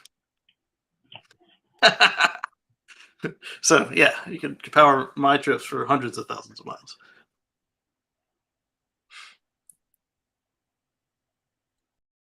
Oh, and for those of you who aren't aware with me, I'm not a typical Tesla owner, 12,000 miles a year. I'm at 77,757 miles since 2018 in this car. I don't drive much for work anymore, but you say, "Hey, let's go over here." Yeah, let's go. Yeah. So during the week, I might drive 20 miles, maybe. It used to be 20 miles each way. I don't miss that traffic, that DC traffic. Yeah. All right. So yeah, so that's the rest of that. I'll put the link here if you guys want to see it. Paste and go. All right. So next, Hey man, look, yeah. Smoke. I was saying, when you saw, I was talking about Smoke only got 2,100 some miles on it. Still new. Smoke is a special case. Yeah. All right. So then I saved the 2035 California issue. We talked about that at nauseum. Small Vermont utility quietly builds a fleet of 4,000 Tesla Powerwalls. That's pretty cool. This is security breach of my password manager. I'll have to read that. Oakland police need help in finding a Model Y owner to solve a murder. Wow. I think we might have discussed this one. I don't remember. I saved it just in case any of you guys know this owner. Oh yeah, I saw you. But even if we didn't, you may not have seen the first issue. So Tesla Owners Club East Bay is helping Oakland police look for this car. She was an Asian American dentist, well beloved by the community. Was a victim of a robbery and gunshots, which she ultimately succumbed to. The robbery was caught on video, and later Tesla Model Y may have caught the shooters on video. Please spread the word.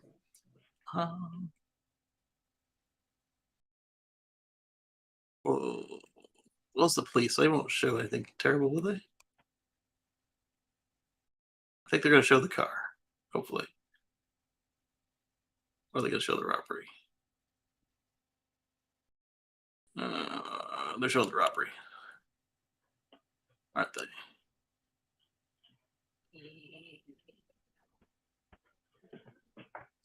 Yeah. I was hoping they would show the Model Y, but they did not. Oh, that's the dentist. I don't get why people never trim videos that have been screen recorded to make them seem less professional, seeing them and end the recording. What? I mean, yes, but is this really the place? Somebody died.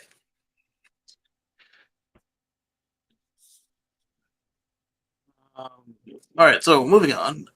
If you know of anything, here's a picture of the car at the top of the article. Um, get that into the people who can help get justice for her family. Texas reached production of 1,000 Model Ys per week. I think we discussed that one. LAX gets 3,000 EV chargers. I know we discussed that one.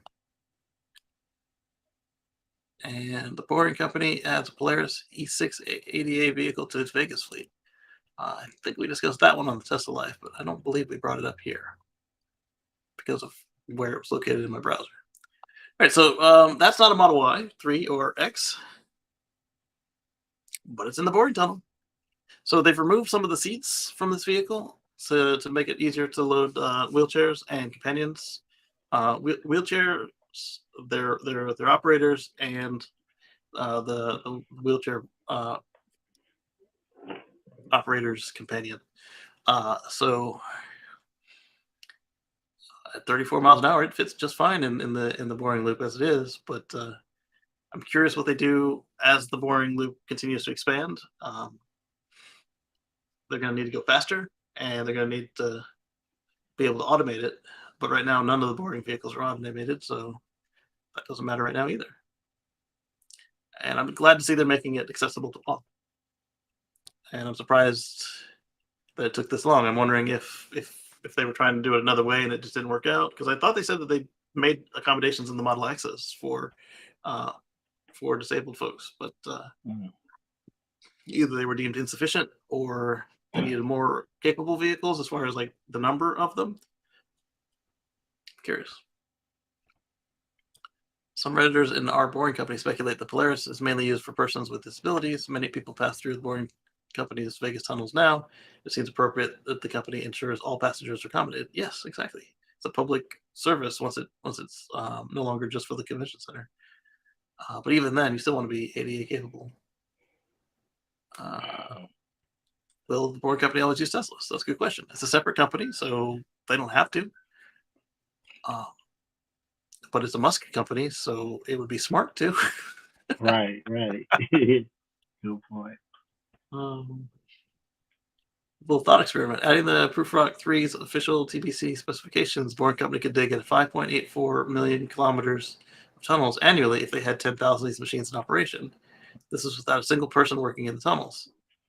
Okay. Obviously purely hypothetical at this point, but somehow makes a vision of 30 layers of tunnels on a global scale, even under oceans and deserts, seem feasible within the century. Oh, that would be awesome if I could just ride the self-driving car in the back and sleep, get to Europe rather than having to take the rocket. Because taking the rocket means you got to get up early, go through TSA checkpoints, get on the boat because it's not allowed to operate, where the sonic booms are going to bother people. I mean, I'm still liking the idea of a 15-minute flight to Thailand or 45-minute flight to Thailand. But if I could just drive there on my own time, that's even better. Although you need charging stations and brake areas, because that's go under any of the oceans is longer than what we have for range. Unless you would do something like the Bering Strait, although got a little problem with Russia right now, or I don't know, are there any close places across the Atlantic? Because you'd really want to go west and just go that way. It's just the least costly as far as tunneling under open ocean. Curious how they solve that. I mean, obviously we can make nice with Russia, but they are not the most good faith negotiators. AKA they lie. My screen gets hacked. What you do? Not the people, the government. Let's move on before I get in trouble. Put my foot in my mouth. Let's go back to some more non-Tesla EVs. I think we talked about this last week, or maybe on another show. I don't remember. Ford CEO wants to compete with Tesla and will meet with dealers to lower EV prices. You know what? What did we talk? I think we were talking about the Lightning. I don't remember. But last week we talked about Buick. Buick gave their dealers an ultimatum and said, "Hey, if you don't go EV, we will buy out your contract and have a nice day." Ford is saying, "Hey, we need to cut $2,000 more from the cost of our vehicles to be competitive with Tesla, and we're going to do it. Are you on board?" And I'm guessing if they're not on board, then that's more stuff to shove in the Ford Blue before they sink that in the river. We need to make stuff and make it efficiently. Keyword is make it efficiently. Right. I don't think that Ford is going to ditch their dealerships, but I think what may be happening is because last time Ford had a little discussion with their dealerships, they said, "Hey, don't sell the Lightning over sticker," and immediately we saw a bunch of Ford Lightning sold for 3 times the price. Wow. Yeah, so Wow. if that's their response this time, I bet you they lose the electric cars. Yeah. Not Ford, but the dealers. So, yeah, Wow. we don't need to. Yeah. So we'll see how this goes. This one was exciting to me because I drive a Model X, an older one. Tesla increases charging speeds for Model S and Model X owners in Europe on 2022.24. This guy found with his Model X 100D, reminds of P100D, so he and I have the same battery pack essentially. I think I might have different fuses. I might not. He found that he was getting 180 kilowatts. Not bad. The highest I've seen was 170. So, and this is using the CCS adapter, which was previously limited to 140 kilowatts. And so at the same time they got CCS adapters, I got a speed boost from where they nerfed me down to 110 kilowatts. I'm curious to see if mine does 180 at any point. That would be fun. Because the smoke is doing 250, so for mine to do 180 is not impossible from the same connector. Multiple owners have that branch. They've seen their maximum supercharging speeds increase as much as 30%. Previously, you can only achieve 140 with the CCS adapter. Now that limit's been bumped above 180 when using the adapter, as seen by CHR Egger on the TFF forums, showing this 100D charging at 182 kilowatts. Look at that. Boom! I don't know, was mine 169 or 179? If it was 179, then I'm already there. But if it was 169, I would like another 20 kilowatts at peak. Why not? And then this guy, is that him as well? No, it's not, because his is a 100D. This guy's got a Raven Performance, so it's the one after mine, charging at 180 at 17%. My car charges fastest at 20%. I don't know why. On that 2%. You said at 20%? At 20%, it charges fastest. Most people, they say they charge it at 10 or 15 the fastest. But I brought it in at 3. It was up at 9 or 7 by the time I walked across the gas station to get the bug swiper. And at the 9%, it was still at 150 or less. And it started out really slow, and that's fine. You don't want to just shock the pack when it's low. Right. But for me, I find that like from 20 to 25 to 30 is where I get the fastest, and it's usually in the high 100s. Right. Tesla was accused of intentionally lowering the charging speeds of 2013 to 2015 Model S vehicles in an over-the-air update in 2019. Tesla said they did it for safety. They nerfed me too, and I think it was because of that year I was living in the apartment where I was supercharging exclusively because I didn't want the people to steal my extension lead. Because I had the same one they did, and I didn't want to buy another one. Like the exact same, and they're like, "Nah, I'm Yeah. not risking this. I could put a label on it, but that's not going to help." I got two of these now. um, the court ruled that Tesla must pay each impacted owner 130,000 NOK each, and Tesla appealed. They faced a similar case in the U.S., which settled out of court with each owner receiving $625. I guess mine was too new, because I wasn't talked about for this class action.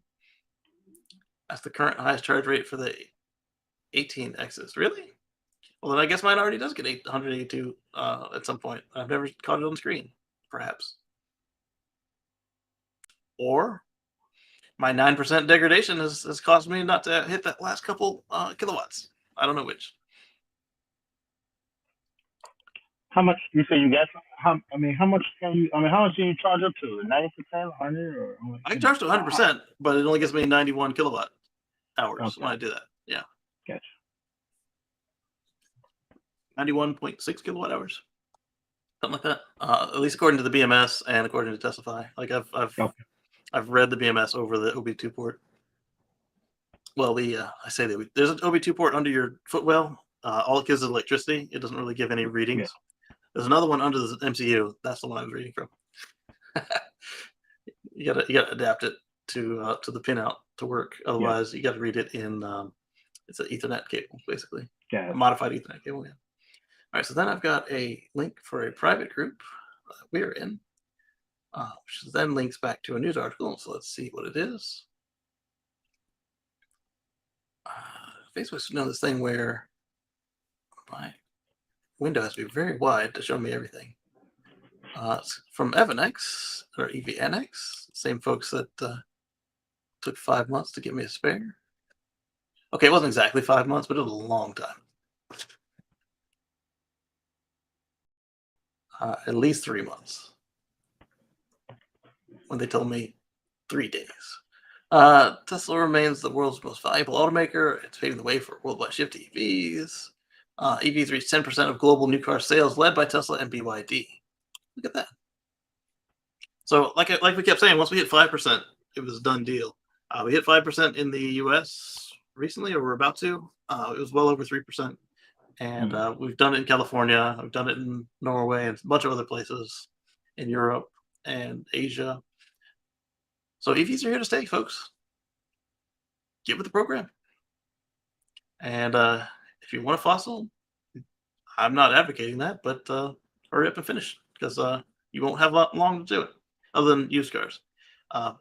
Ford finally put out a last Mustang, last fossil Mustang, so maybe now we can see a two-door fastback Mach-E instead of an SUV for those of us that like sporty cars. I don't know. We'll see. Ford dealership rules. That might be the same thing in a different way to say it. Copy link. Let's see. Ford gives dealers 6 weeks to decide if they want to continue selling EVs. Dealers are either all in on electrification or they're going to be left out. Yeah, but they're not losing their franchise like Buick. If you don't want to sell an electric Buick, you can't sell any more Buicks. You take the money and GTFO. Don't let the door hit you all the way out. This is another reason why I think that Ford Blue is just going to be like all the stuff that Ford thinks is a toxic asset here. And then your problem's with another company. Sorry. Have a nice day. And then, of course, Ford Model E will rename itself to be Ford. And then Ford Blue will go out of business, or maybe it'll be strong enough to be a walking zombie for a while and it gives itself a different name, like Ford Classic or something. I don't know. All right, here's an Elon tweet for some reason. Oh, yeah, this one I already talked about. I got it. It happened. Beta is expanding to... Oh, wait, no, this is good. This is new. This is good.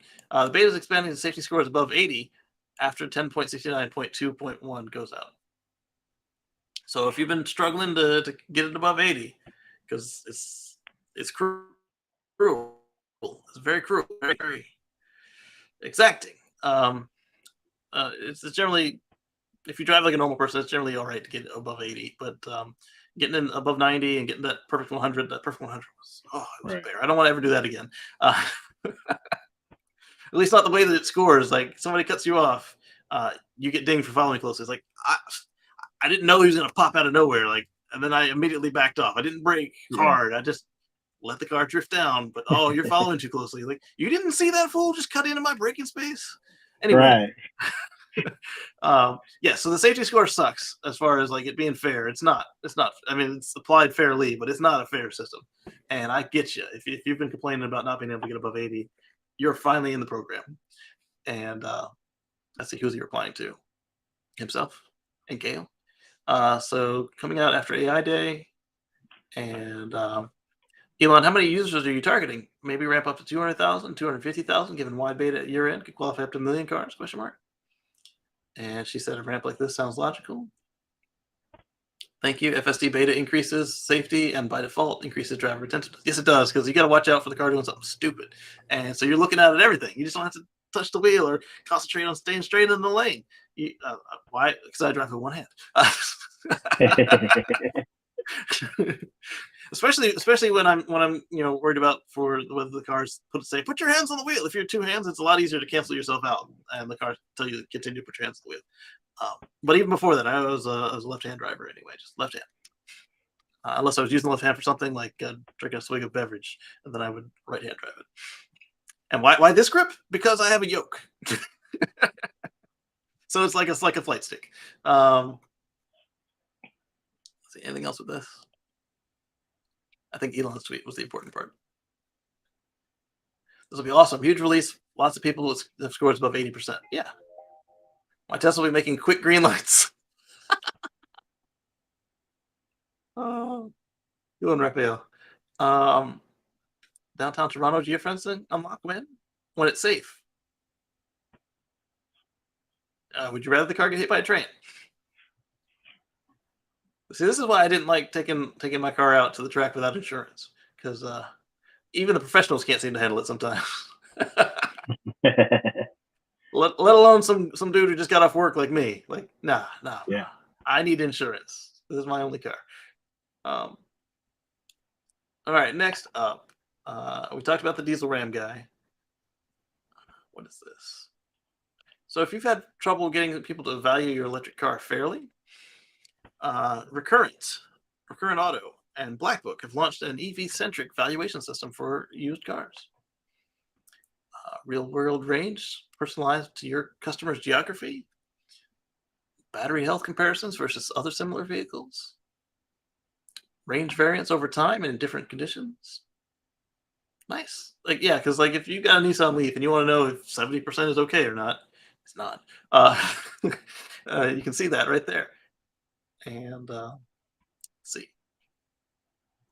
They're offering a program that could well be the future of valuation for used Tesla models and electric vehicles. Well, not used Tesla models, because most of them will be from Tesla, but other ones, yeah. Or if you're buying a used Tesla from a dealer. Yeah. Let's see. What are your advantages for it being EV specific? Demand has grown. Range score. Volt Leaf. The program is available for individuals and dealership sellers. Okay. So, for probably like $20, you can give your buyer a peace of mind for your private sale. For a dealer, it's probably like $5 a car, but you got to buy so many cars every month. Or you just get like a blanket license of like $300,000 for the year or something like that. I don't know. Their press release, 50 dealers are already incorporating the system into their pricing, and the range score program works with the Recurrent's battery health program, considering factors like climate, average battery age, average chip length, and more. Cool. So it's just another tool in your toolbox when you're buying and selling. And let's see, hey, it's Kyle Connor. Hey, popping in while charging. Hoping you guys are well. Yeah, we were just talking about how your not this show, but we were talking recently about how your station had finally got the upgrade, and that is cool. I don't think it's done yet. I didn't see you say that it was done, but it's cool they did it. Dan says, He's giving us the definition of Humvee. Yeah, so but the civilian Hummer and the real Hummer different. Dan. The fact that Oakland PD knows that Tesla has cameras is great. Yes, yes.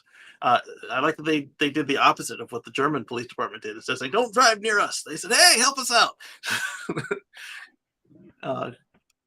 Bennett says, that's good that folks are figuring out the valuation of cars. I had a loan company undervalue my new Model Y Performance from the factory by $15,000 and asked for more money down 3 days before the Sunday pickup. Oh, gracious. Hey, could you come up with 15 grand like over the weekend? Yeah. They figured it out, thankfully. Oof, good. That's a lot of money. They did. I was about to have the VIN unmatched for my order. Yeah, Tesla doesn't play with that. They're like, yeah, get in the back of the line. Well, get in the front of the next line, rather. Yeah. Yeah. All right, so that's cool. All right, my mouse is broken again. Come on, mouse. There we go. All right, and so next up, we've got the Ford dealers. Got until October 31st. All right, so speaking of Ford, this one was unfortunate to see, but it makes sense. But it's still unfortunate to see. Ford Canada offers no price protection to a couple who pre-ordered their F-150 Lightning months before the price hike. At least Rivian did the right thing when it came time for their customers to look at a price hike, and in like customers like Marcus's case, Tesla did the right thing with the Plaid Plus getting converted to the Plaid, but they, just like Rivian, took a little bit of consumer backlash and a little bit of bad public publicity, and they eventually did the right thing. It seems like they don't have the benefit of this for this couple in Canada. Let's take a look. Current order holders awaiting delivery are not impacted by these price adjustments, says Marion. I don't even know how to pronounce that last name. Chief Customer Officer of the Ford's Model E program. However, there was a catch, as some of those comments came from Ford USA, and apparently no similar price protection is offered to Canadian customers. Do the right thing. You're a massive company. Like, how much does it cost you to get just a handful of orders out of the way correctly, have them raving about the truck, and now everybody they talk to is buying the new truck at the full price? Marketing 101. Come on. So 150, the F-150 Lightning they purchased with a $2,500 deposit in January will now cost $10,700 more than their original agreement. And that's assuming that the Canadian dealers aren't doing the markup thing on top of it. Like, if this is just the new price, like, yes, it's fair, but is it right? No, it's not right. I mean, it's not their fault that you took 20 months to get them their truck. Exactly. I mean, I'm sure if they gave you the money then and you said you want it now, they would say, yeah, let's do this. So these folks from Vancouver told the Global News that they were called by their local dealer on January 8th to configure their truck. And once they did and signed a preview order, it included a detailed breakdown and their specific configuration at a price of 101,625 Canadian, I'm assuming. And it wasn't until August that when Ford reopened their order books for the 2023 model that they discovered their Lightning was now $10,700 more. Ouch. And if they were doing the electric stretch, that might not be possible. Or if it is, it could mean eating ramen for a couple of years. The dealer told them they could no longer receive 2022 Lightning and had to accept a 2023 in a different color with a U, because they're, this Drive Tesla Canada. Along with the price increase. Unfortunately, they couldn't stomach the price increase and canceled their order, with the dealer refunding their $2,500 deposit. And that's unfortunate because, yes, they will sell the truck, but it's just not the ethical way to do it. This sucks. Sucks. I mean, hopefully there can be a social media campaign and Ford will do the right thing and these folks will still want to get back in line. And that's what Rivian did. But I think they did it after seeing like 10% of their orders just disappear overnight. I mean, seriously, like, how many people would have bought a Rivian after talking to these people on their adventures? or not Rivian. You know, Ford Lightning. uh, so SpaceX has resellers now. Speedcast has signed up to sell as the first SpaceX reseller for enterprise and maritime clients. I'm curious if it'll help you get your SpaceX Marine for less than like $2,000 a month, $10,000 a month. What did we say? It was ridiculously high. It was higher than the business model. The business model was like 500, and this was like multiple thousands per month. Wow. Yeah. They provide remote communication services. They'll resell Starlink to clients in the enterprise and maritime markets. I'm fine with the enterprise being expensive, but not everybody on the maritime is rich. I mean, yes, the boats are expensive, but if people have sold their home and moved into a boat, they can't afford thousands of dollars a month for internet. Includes oil rig and merchant vessels. Yeah, they can. Like the cruise ship and the oil rig, yeah, they can afford $10,000 a month for internet. But all these sailors I watch on YouTube, they can't afford that crap. Yeah. Telling you about Starlink and how it's good. Up until now, SpaceX has been selling directly to customers. It recently extended services to enterprise and maritime. The deal with Speedcast will allow SpaceX to penetrate the energy sector. That part is cool, and especially when you can help make the world cleaner by taking fossil money and making them less flush with cash. That part is cool, but so it looks like Speedcast is just targeting the same group. I want to know when I mean, yes, having Starlink on your speedboat will be like extravagant, but having Starlink on your houseboat that is mobile, it's not like tied to the River Seine in France, so you don't have an address on your sailboat. That's a little tougher. I mean, we have Starlink RV, add an extra $35 a month, and you're good. $25 a month, either way. I think it's 25. That's reasonable. Make it $50 for the boat. I mean, yes, they're not flush, but it does take money to have a boat, and they have a little more of it. But, Exactly. I'm trying to imagine it now. but these families on the boats, Yeah. they aren't oil rigs, and they don't have oil rig money. Right. And right now, there's nothing they can do in the middle of the ocean except pay a couple $100s a month for some of these geostationary satellites, and that market is ripe for disruption. So come in and take their lunch, Elon. But you're not going to do it at $10,000. And you can specify, hey, don't use this for commercial use. Don't use this on cruise ships. If you do, we're going to cancel your service and send you a $10,000 per month fine, or whatever the case may be. You get great lawyers, figure it out. But you can also service the small, because there's nobody else in the middle of the ocean right now to share the cells, share the bandwidth. So that's just free money right there. If you can do it where they can afford it. I mean, I'm no genius, but I did stay at Holiday Inn one time. Holiday Inn Express. What's the ad?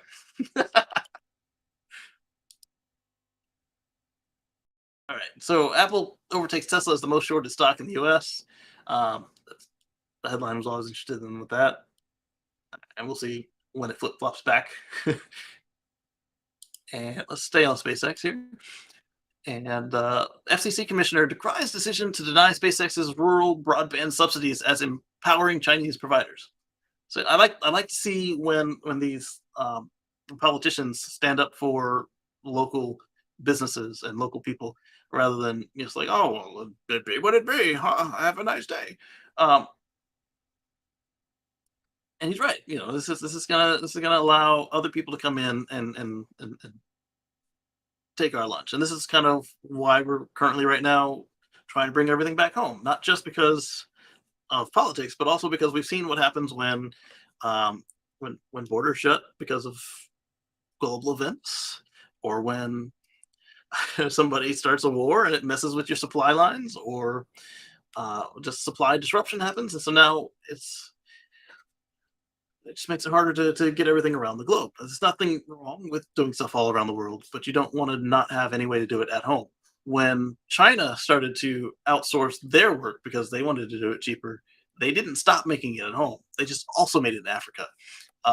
when we sent stuff to Vietnam, China, and Taiwan and stuff, we stopped doing it at home, and it bit us in the butt. So this commissioner brings up a great point. So they applied and were denied for whatever reason, and it was 885 million. I don't know what the reason would be, because unless they were targeting people who lived under massive tree canopies, there's no reason that you could say that Starlink wouldn't do the trick. And they're expensive, so this would help make it affordable. I mean, what did we just say? It was $500 for the equipment for the regular one, and $2,500 for the business one. Come on. See, so the business one is 2,500, Yeah. and And if you are a business, $500 a month. If you're not a business, then it's the regular price. what's the regular price again? $110 now. It was $100. And then around the world, if you're not in North America, they lowered the price. Why? Why was you ever hit? Why is that? To keep the purchase power the same. So it was partially their currency to the dollar, but also if you were in a poor country, they didn't want you to spend all your money on internet.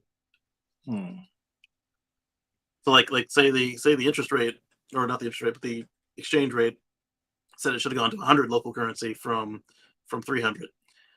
They might have gone down to 80 or 90 instead of what it should have been, because that was the percentage of your income for internet versus slowly saying it should have been 100 local currency instead of 300. Do you see it going up? Yeah. Elon loves to track inflation. They've been doing it forever. Yeah, so I see it going up and down, but I do like his philosophy of keeping it fair worldwide. And they've done this before. Like they've lowered some people's prices on the cars and raised them in others. And usually they warn you, like, hey, the prices are going up on Thursday. What you gonna do? And very rarely do they just snap raise them. They will sometimes snap lower them, but that's on them to take less money. But I do like that they say, hey, if you want to get your orders in, save some money, and you can get your order in by Thursday, and we got you. Sometimes they give you a week or 3 days. Sometimes they give you a month. Hey, next month it's going up. Those are my favorite. The months, the 3 days is like, man, I don't get paid till Friday. Yep. So let me put this article in here for you guys to see as well.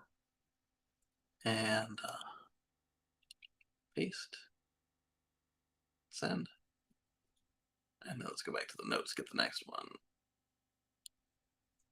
Copy link. What is that? Oh, we talked about that. Dan put that one in. Tesla and Steam. So here's one that confuses me, and I'm curious your take on it there, Marcus. So Tesla has a new high-res radar sensor that has appeared in the parts catalog. I thought nothing of it when it showed up in the patents and other regulatory filings that they had designed a new sensor. It's like, hey, before they canceled the radar, they would have designed a better one, because the one that my car has is better than the one that it replaced, but they still weren't happy with it. And so my theory was that this is the replacement for that. And then they turned off my radar. So I was like, well, they don't need it, do they? Well, why would they put it in the parts catalog? Unless this can be like retrofitted to the cars that have radar. But as we saw, was it last week and the week before, all the new software updates are disabling people's radar. So why is it? That's a good question. Why? Right. Why is it there then? And you wouldn't put it in the parts catalog if this is just for test cars, where you want to see, all right, how does radar do against vision and in each update? Because you're not using radar. I'm gonna ask. I'm gonna take somebody. Yeah, let me know, because on the test cars you wouldn't put it in the parts catalog. You would just grab it off the wall. You wouldn't need to order I'm gonna ask somebody that make an answer that for me. But as we can see, it's bigger than the old unit. It mounts in a similar place. It's got a similar bracket, but the bracket is bigger. And let's see, there's a question mark on the attachment. Bracket spine interior, assembly radar, bracket radar Conti. So Conti is the one I've got, the Continental radar. Radar 7-pin perpendicular, and radar FEM attachment. Hey, because to Yeah. confirm this, right? So Yeah. basically, getting that parts counter, you gotta have Tesla's credentials, right? Yeah, just your Right. car login. Yeah. Somebody kind of was trying to argue me up and down about that. I'm like, no, it's not. I mean, I use mine, but I don't know. I don't think nobody else would just Yeah. just I do mean, it without I know if you have the part number, you could just go to the parts counter. Well, I've never been able to see the parts counter, but you can go to the Tesla service center and say, "Hey, ask parts for part number 7006," and they would do it. But you could just do it yourself. You can go in the app and say, "Hey, I was on epc.tesla.com. I logged in with my login, and I want this. If you want that, it's this. Like, yeah, I want the icebreaker. Why do you want the icebreaker? Don't worry about it. Just give me the damn icebreaker." And they're like, "You can't return it." I'm like, "That's fine. It's a $25 part." If it was a $600 part, absolutely, I understand. But still, given what I was planning to do with the icebreaker, And long as it's not restricted, it's a restricted item. right? Yeah, if it's a restricted item, then Tesla's tech has to order it, and you have to at that point have a reason. So it's like, hey, you need a new drive unit or you need a new main battery. But there's a lot of stuff that isn't restricted. Like, and Tesla parts are incredibly cheap. I love it. The interior mirror on my Model S got broken by Tesla Tech, and I saw the price only because they accidentally tried to charge it to me, even though they broke it. It was like $39 or $25, something like that. My Toyota Prius mirror, the same situation. It had the auto dimming, $350 at the parts department, and I know this was a couple years later, but not. It wasn't even 10 years later. It was like 8 years later, and $39 or $25. What did I order from them the other day?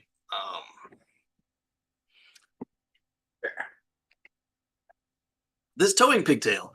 It got misplaced somehow from one that was in my frunk. I don't know if they lost it or I lost it because my frunk tub has been out a couple times. But this towing adapter, $4. It's got a connector. It's got a fair amount of wiring. All the wiring is labeled. It's good gauge. Stranded You said copper. $4? $4 and change. Okay, yeah. They're fairly priced on parts for most of the time. Now, what they charge for tires is outrageous. But, as long as you order the Tesla tires from a tire distributor, you can get them cheaper. Like, I get my tires from Tire Rack, and then Tesla will put them on, or I can take them to a tire shop. In fact, Tesla didn't touch any of my tires for the Model S, but for the Model X, they did my tires because I wanted an alignment at the same time, and none of the local places at the time would do the alignment. So I'm like, fine, I'll do 2 for 1, not doing that again. It's $400 in labor. I was like, oh my goodness. So I will find a tire shop that is not afraid of Tesla for the next one. But if you get them to do stuff that that nobody else can do, it's a fair deal. And their labor rate isn't even that outrageous for other cars in the price range. So depending on the area you're in, it's like $150 to $250 or so. I'm sure they have some regions where they do $300, but not the ones I've had service done in, thankfully. But that is in line with just regular run-of-the-mill car dealers: Subaru, Toyota, Acura. It's not like a Mercedes or a Lexus price. It's fair. It's just nobody likes paying for car work. It's always expensive. There was a joke when I was working at was it Acura, Toyota, Honda? One of the stores I worked at. It's like, yeah, you're always gonna come out with a $5,000 bill from a car store. Well, that's not the case with Tesla. Sometimes it's more, but usually it's a lot less. So anyway, back to this radar. Given that there's no description, how do we know it's the same high-res radar registered with the FCC? Well, the picture in the parts catalog matches exactly what was presented in the FCC application. And I think I said the same thing then when we saw it in the FCC. It's like, why is this thing done? But then I was like saying, this is in motion. They've already paid the fee and it's finally been approved. Boom, done. You don't put in the parts catalog after that if you're not using it. So what is going on here? So this is only the Model S has this new radar sensor. It does not appear in the same section as the Model X. Interesting. The new Model S radar sensor appears in the radar heater section. Well, it has no diagram. Excuse me, and has the same mounting bracket as mentioned for the Model X. Okay, so the S and X are getting this, but they appear differently. 66 pounds for each tire fitted here. That's not terrible. It's higher than I would like, but it's not unreasonable. Um, the only thing I can think right now with it just being S and X, maybe this is part of the 200-mile-an-hour kit. You'd want to turn the radar back on for that. If that speed might be faster than you might be, just like you don't overdrive your headlights. That may be overdriving your cameras. So maybe there you can see a blob, and then if the blob also matches this radar signature, like hey, but you're not going to be autopiloting at 250 miles an hour. Nah, But it could, yeah, I doubt. That's a be good part of, one though. But I doubt. yeah, could be part of the active safety though. Like if you're doing 251 miles an hour and the car sees some stuff, it might want to let you know, like, hey, whoa, red hands. So do you think? So my car should have it. The smoke should have it still on there, right? Or no? The what? Radar smoke. You think smoke? Yeah, smoke has radar, but in one of your updates, they're going to turn it off. At least that's what we've seen with the Model Y updates lately. And then anybody with the beta, theirs was turned off from day one. Yeah. Yeah. I'm gonna ask somebody though. I'm definitely. I hear back probably by tomorrow. Yeah, if they can let us know on here, that'd be great. Even if it's just an aside, like, hey, don't tell anybody this is what it is. I'm just curious. Like, this hurts my brain. Like, what's going on? There's a chance that we'll find out tomorrow why it's there. Oh, AI Day was moved back to September 30th. Darn it! I thought it was tomorrow. They did. I thought it was the 19th. I kind of remember them saying something about it now. Let's copy this link. Go here. Oh, I remember now. Yeah, they moved it back for the Tesla bot. Darn, I was so excited for tomorrow, and now tomorrow is nothing. Nothing. It's a Monday. Hey, at least it's good news on a Friday, September 30th. Well, there we go. Although, do you want to make an announcement on quarter end? It's quarter end, isn't it? No, it's not. It's month end because October, November, December. No, it's quarter end. Do you want to make an announcement on quarter end? You would think you'd be busy. Yeah, it was the 19th. It's now the 30th. Well, tomorrow just got a lot less exciting. I was looking forward to that. Oh, well. All right, so we talked about Lucid and their 50 cars a day, 40 to 50 cars a day. Let's talk about Argo AI. They've announced that they have a new line of autonomous products and services for rideshare and delivery businesses. So, like Ford and Cruise and Uber, but Uber's kind of out of it. It's kind of cool. So, advancements in autonomy will improve safety. Yeah, we've seen that safety.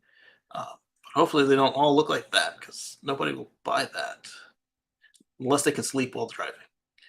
I mean, car's got tumors. It's got tumors. It's not a tumor.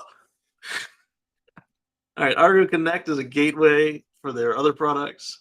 And then they've got autonomy platform, Argo Drive, Argo LiDAR, Argo Map, Argo Hub, Argo Autonomy Solutions, Fleet Operations, or Argo Operations and Argo Fleet.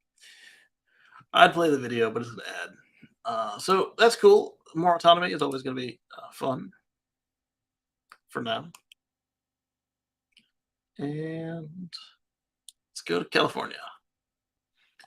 Tesla is sued over allegedly misleading the public on autopilot and full self-driving tech. Let's get into this, see what's going on.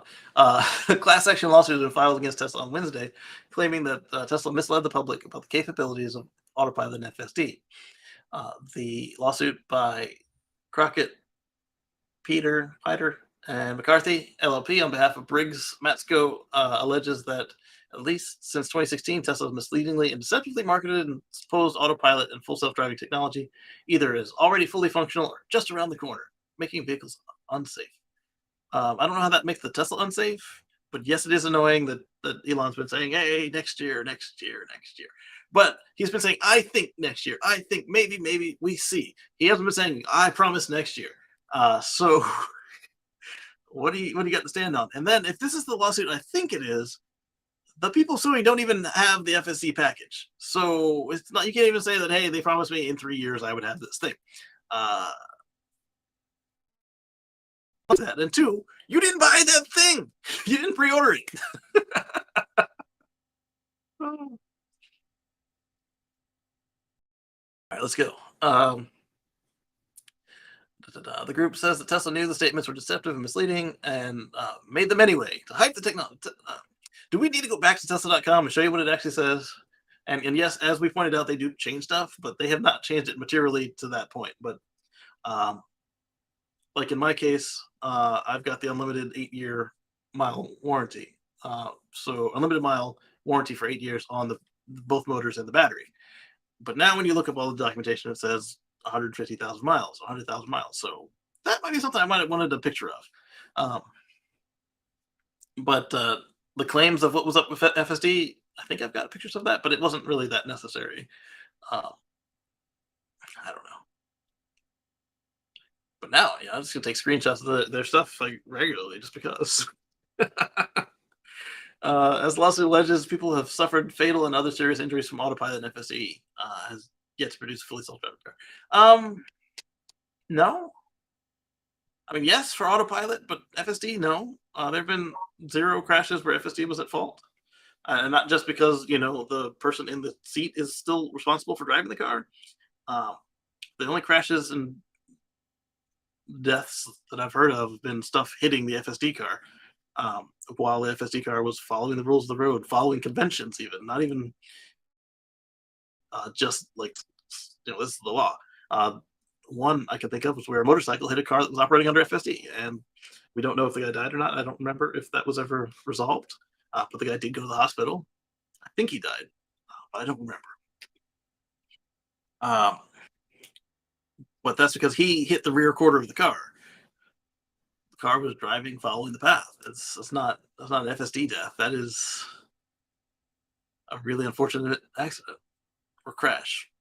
I think that one I would call an accident. I don't call many things accidents. I usually call them just crashes. I don't believe, just like with gun safety, there's no such thing as a gun accident. There's negligence and then there's freak occurrences, but there's no accidents with guns. Right. With cars, it's very similar. There's very little that's an accident. Right. Tire blowout. Like, hey, a lot of the tire blowouts are just, bad maintenance.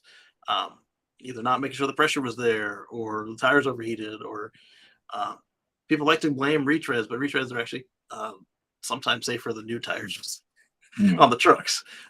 If you keep your maintenance up. If you don't keep your maintenance up, so anyway, I don't know what these people are going on about. Lawsuit also cites investigations by NHTSA and NTSB. You've been investigated. I mean, you can be audited and not have done anything wrong. They just wanted to verify. Like, hey, we're going to audit you. Okay. Oh, have a nice day. Or, hey, give us $3 more and interest.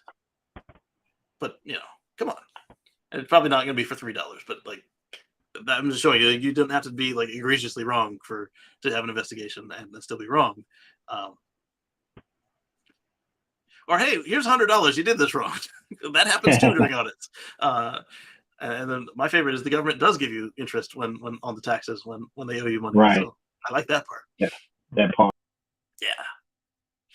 According to the lawsuit, even today, Tesla owners receiving the latest updates to FSD problems, such as the car having difficulty making routine turns. Mine has not run a red light, but man, if I felt like it was going to, so I pushed the brakes because I don't trust it sometimes. But that's what you're agreeing to. You're helping the system learn, and I don't see what these people are on about. And again, if these are the same people who also don't have FSD, then they have even less to stand on. Let's see if the comments bring that up. Much as I like my Tesla, it's about time the company was reined in for misleading information such as the status of FSD. I'm in the beta program, and it says it is still years away from FSD with the driver sitting in the car. Phantom braking is beyond useless. You spelled braking wrong. Is beyond useless. A Honda Acura does a better job in both adaptive cruise control and lane keep assist. Tesla should be asked to change the name of FSD to assistance until it really is full self. No. one, the other cars are just as bad at phantom braking. They have the same problem of the radar giving them weird issues of the camera seeing shadows. Uh, and I find that my Model X doesn't do it anywhere nearly as much as a Model 3 does. So I don't know if it's a height thing or what. And then renaming it would then be admitting failure. Um, it's a marketing name, and yes, eventually the full self driving will literally fully self drive the car, but it's the full self driving package, which includes blah blah blah blah blah. Does not include driverless driving. They would say it's the driverless package if that was the case, and they don't say it's driverless. You turn the thing on, keep your hands on the wheel. You go to activate the thing for the very first time. Here's 3 pages of scrolling.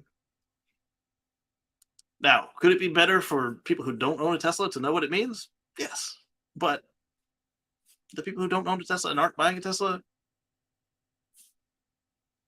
do they matter in this at all? I mean, because if they don't understand what it is and they're not driving it, who cares? Am I wrong? I mean, yeah, it's like bad if they're Senator Ed Markey and they don't understand how the stuff works. Yes, that's bad, but is he hurting anybody by not realizing the car can't drive itself? If he's not driving the car at all, like not like we saw with the dog failing to drive the car, but like he's not behind the wheel of a Tesla at all. Is he hurting anybody by not knowing that full self driving isn't autonomous? I don't think he is. Other than when he goes to pass a law against it because he's scared of it. But again, that's something else. I don't know. What do y'all think? What do you think, Marcus? You're on mute, by the way. Yeah, see, I was just gonna say something. Oh, I'm sorry. Hold on. Okay, what you say now? I'm sorry about that. What do you think about this lawsuit and the idea that Tesla should change the name of FSD? It's like, once again, it's always like the world we live in. Pretty much, it's you can never. It's always something. I'm trying to make it sound the best way I can without being a little negative with it, but it's stupid, man. Honestly, but Yeah. it's stupid. And if this is the same crew that's doing the same style lawsuit, but doesn't own FSD package, well, what do you say to that? That's a good. I mean, I don't know if this is them. There's another one just like it. If it's not them, there's another one just like it where they don't own FSD package. I don't know how to say this. I mean, because the other way I want to say it, I don't want to come out and say it the wrong way. I would suspect that the judge should throw that one out and say you don't have any standing. You didn't buy it. What's it matter? Yeah. Right. It's just like you saying, if I want to use it for a gun, like a certain gun, this such and such gun, shoot this way, but you never shot it before, though. Right. And don't even own the gun. You have a different model, different brand. Like, what are you complaining about? If you weren't on the other end of that barrel, right? What's it matter? Yeah, like the fact that they sell it and it doesn't go the way you like it goes, that's a personal problem. Now, if you get it and all of a sudden you were aiming at Bambi and you shot your dog, exactly. that's something to be concerned with. And if it wasn't because you aimed poorly, but because they put the sights on crooked, then yeah, I get it. Or if a police person had this particular weapon and the sights are on crooked and they get the wrong part, okay, yeah, but if you just think it recoils too much or something and it doesn't hurt anybody, but you don't like it and you didn't own it and you didn't even fire it, it's like, what's your complaint? You don't like that there's recoil, then don't get that one. Right. I don't know. But with that, thank you to all the patrons and members, and we'll catch you on the flip side. Also, thank you to all the co-hosts that show up every week. Appreciate it.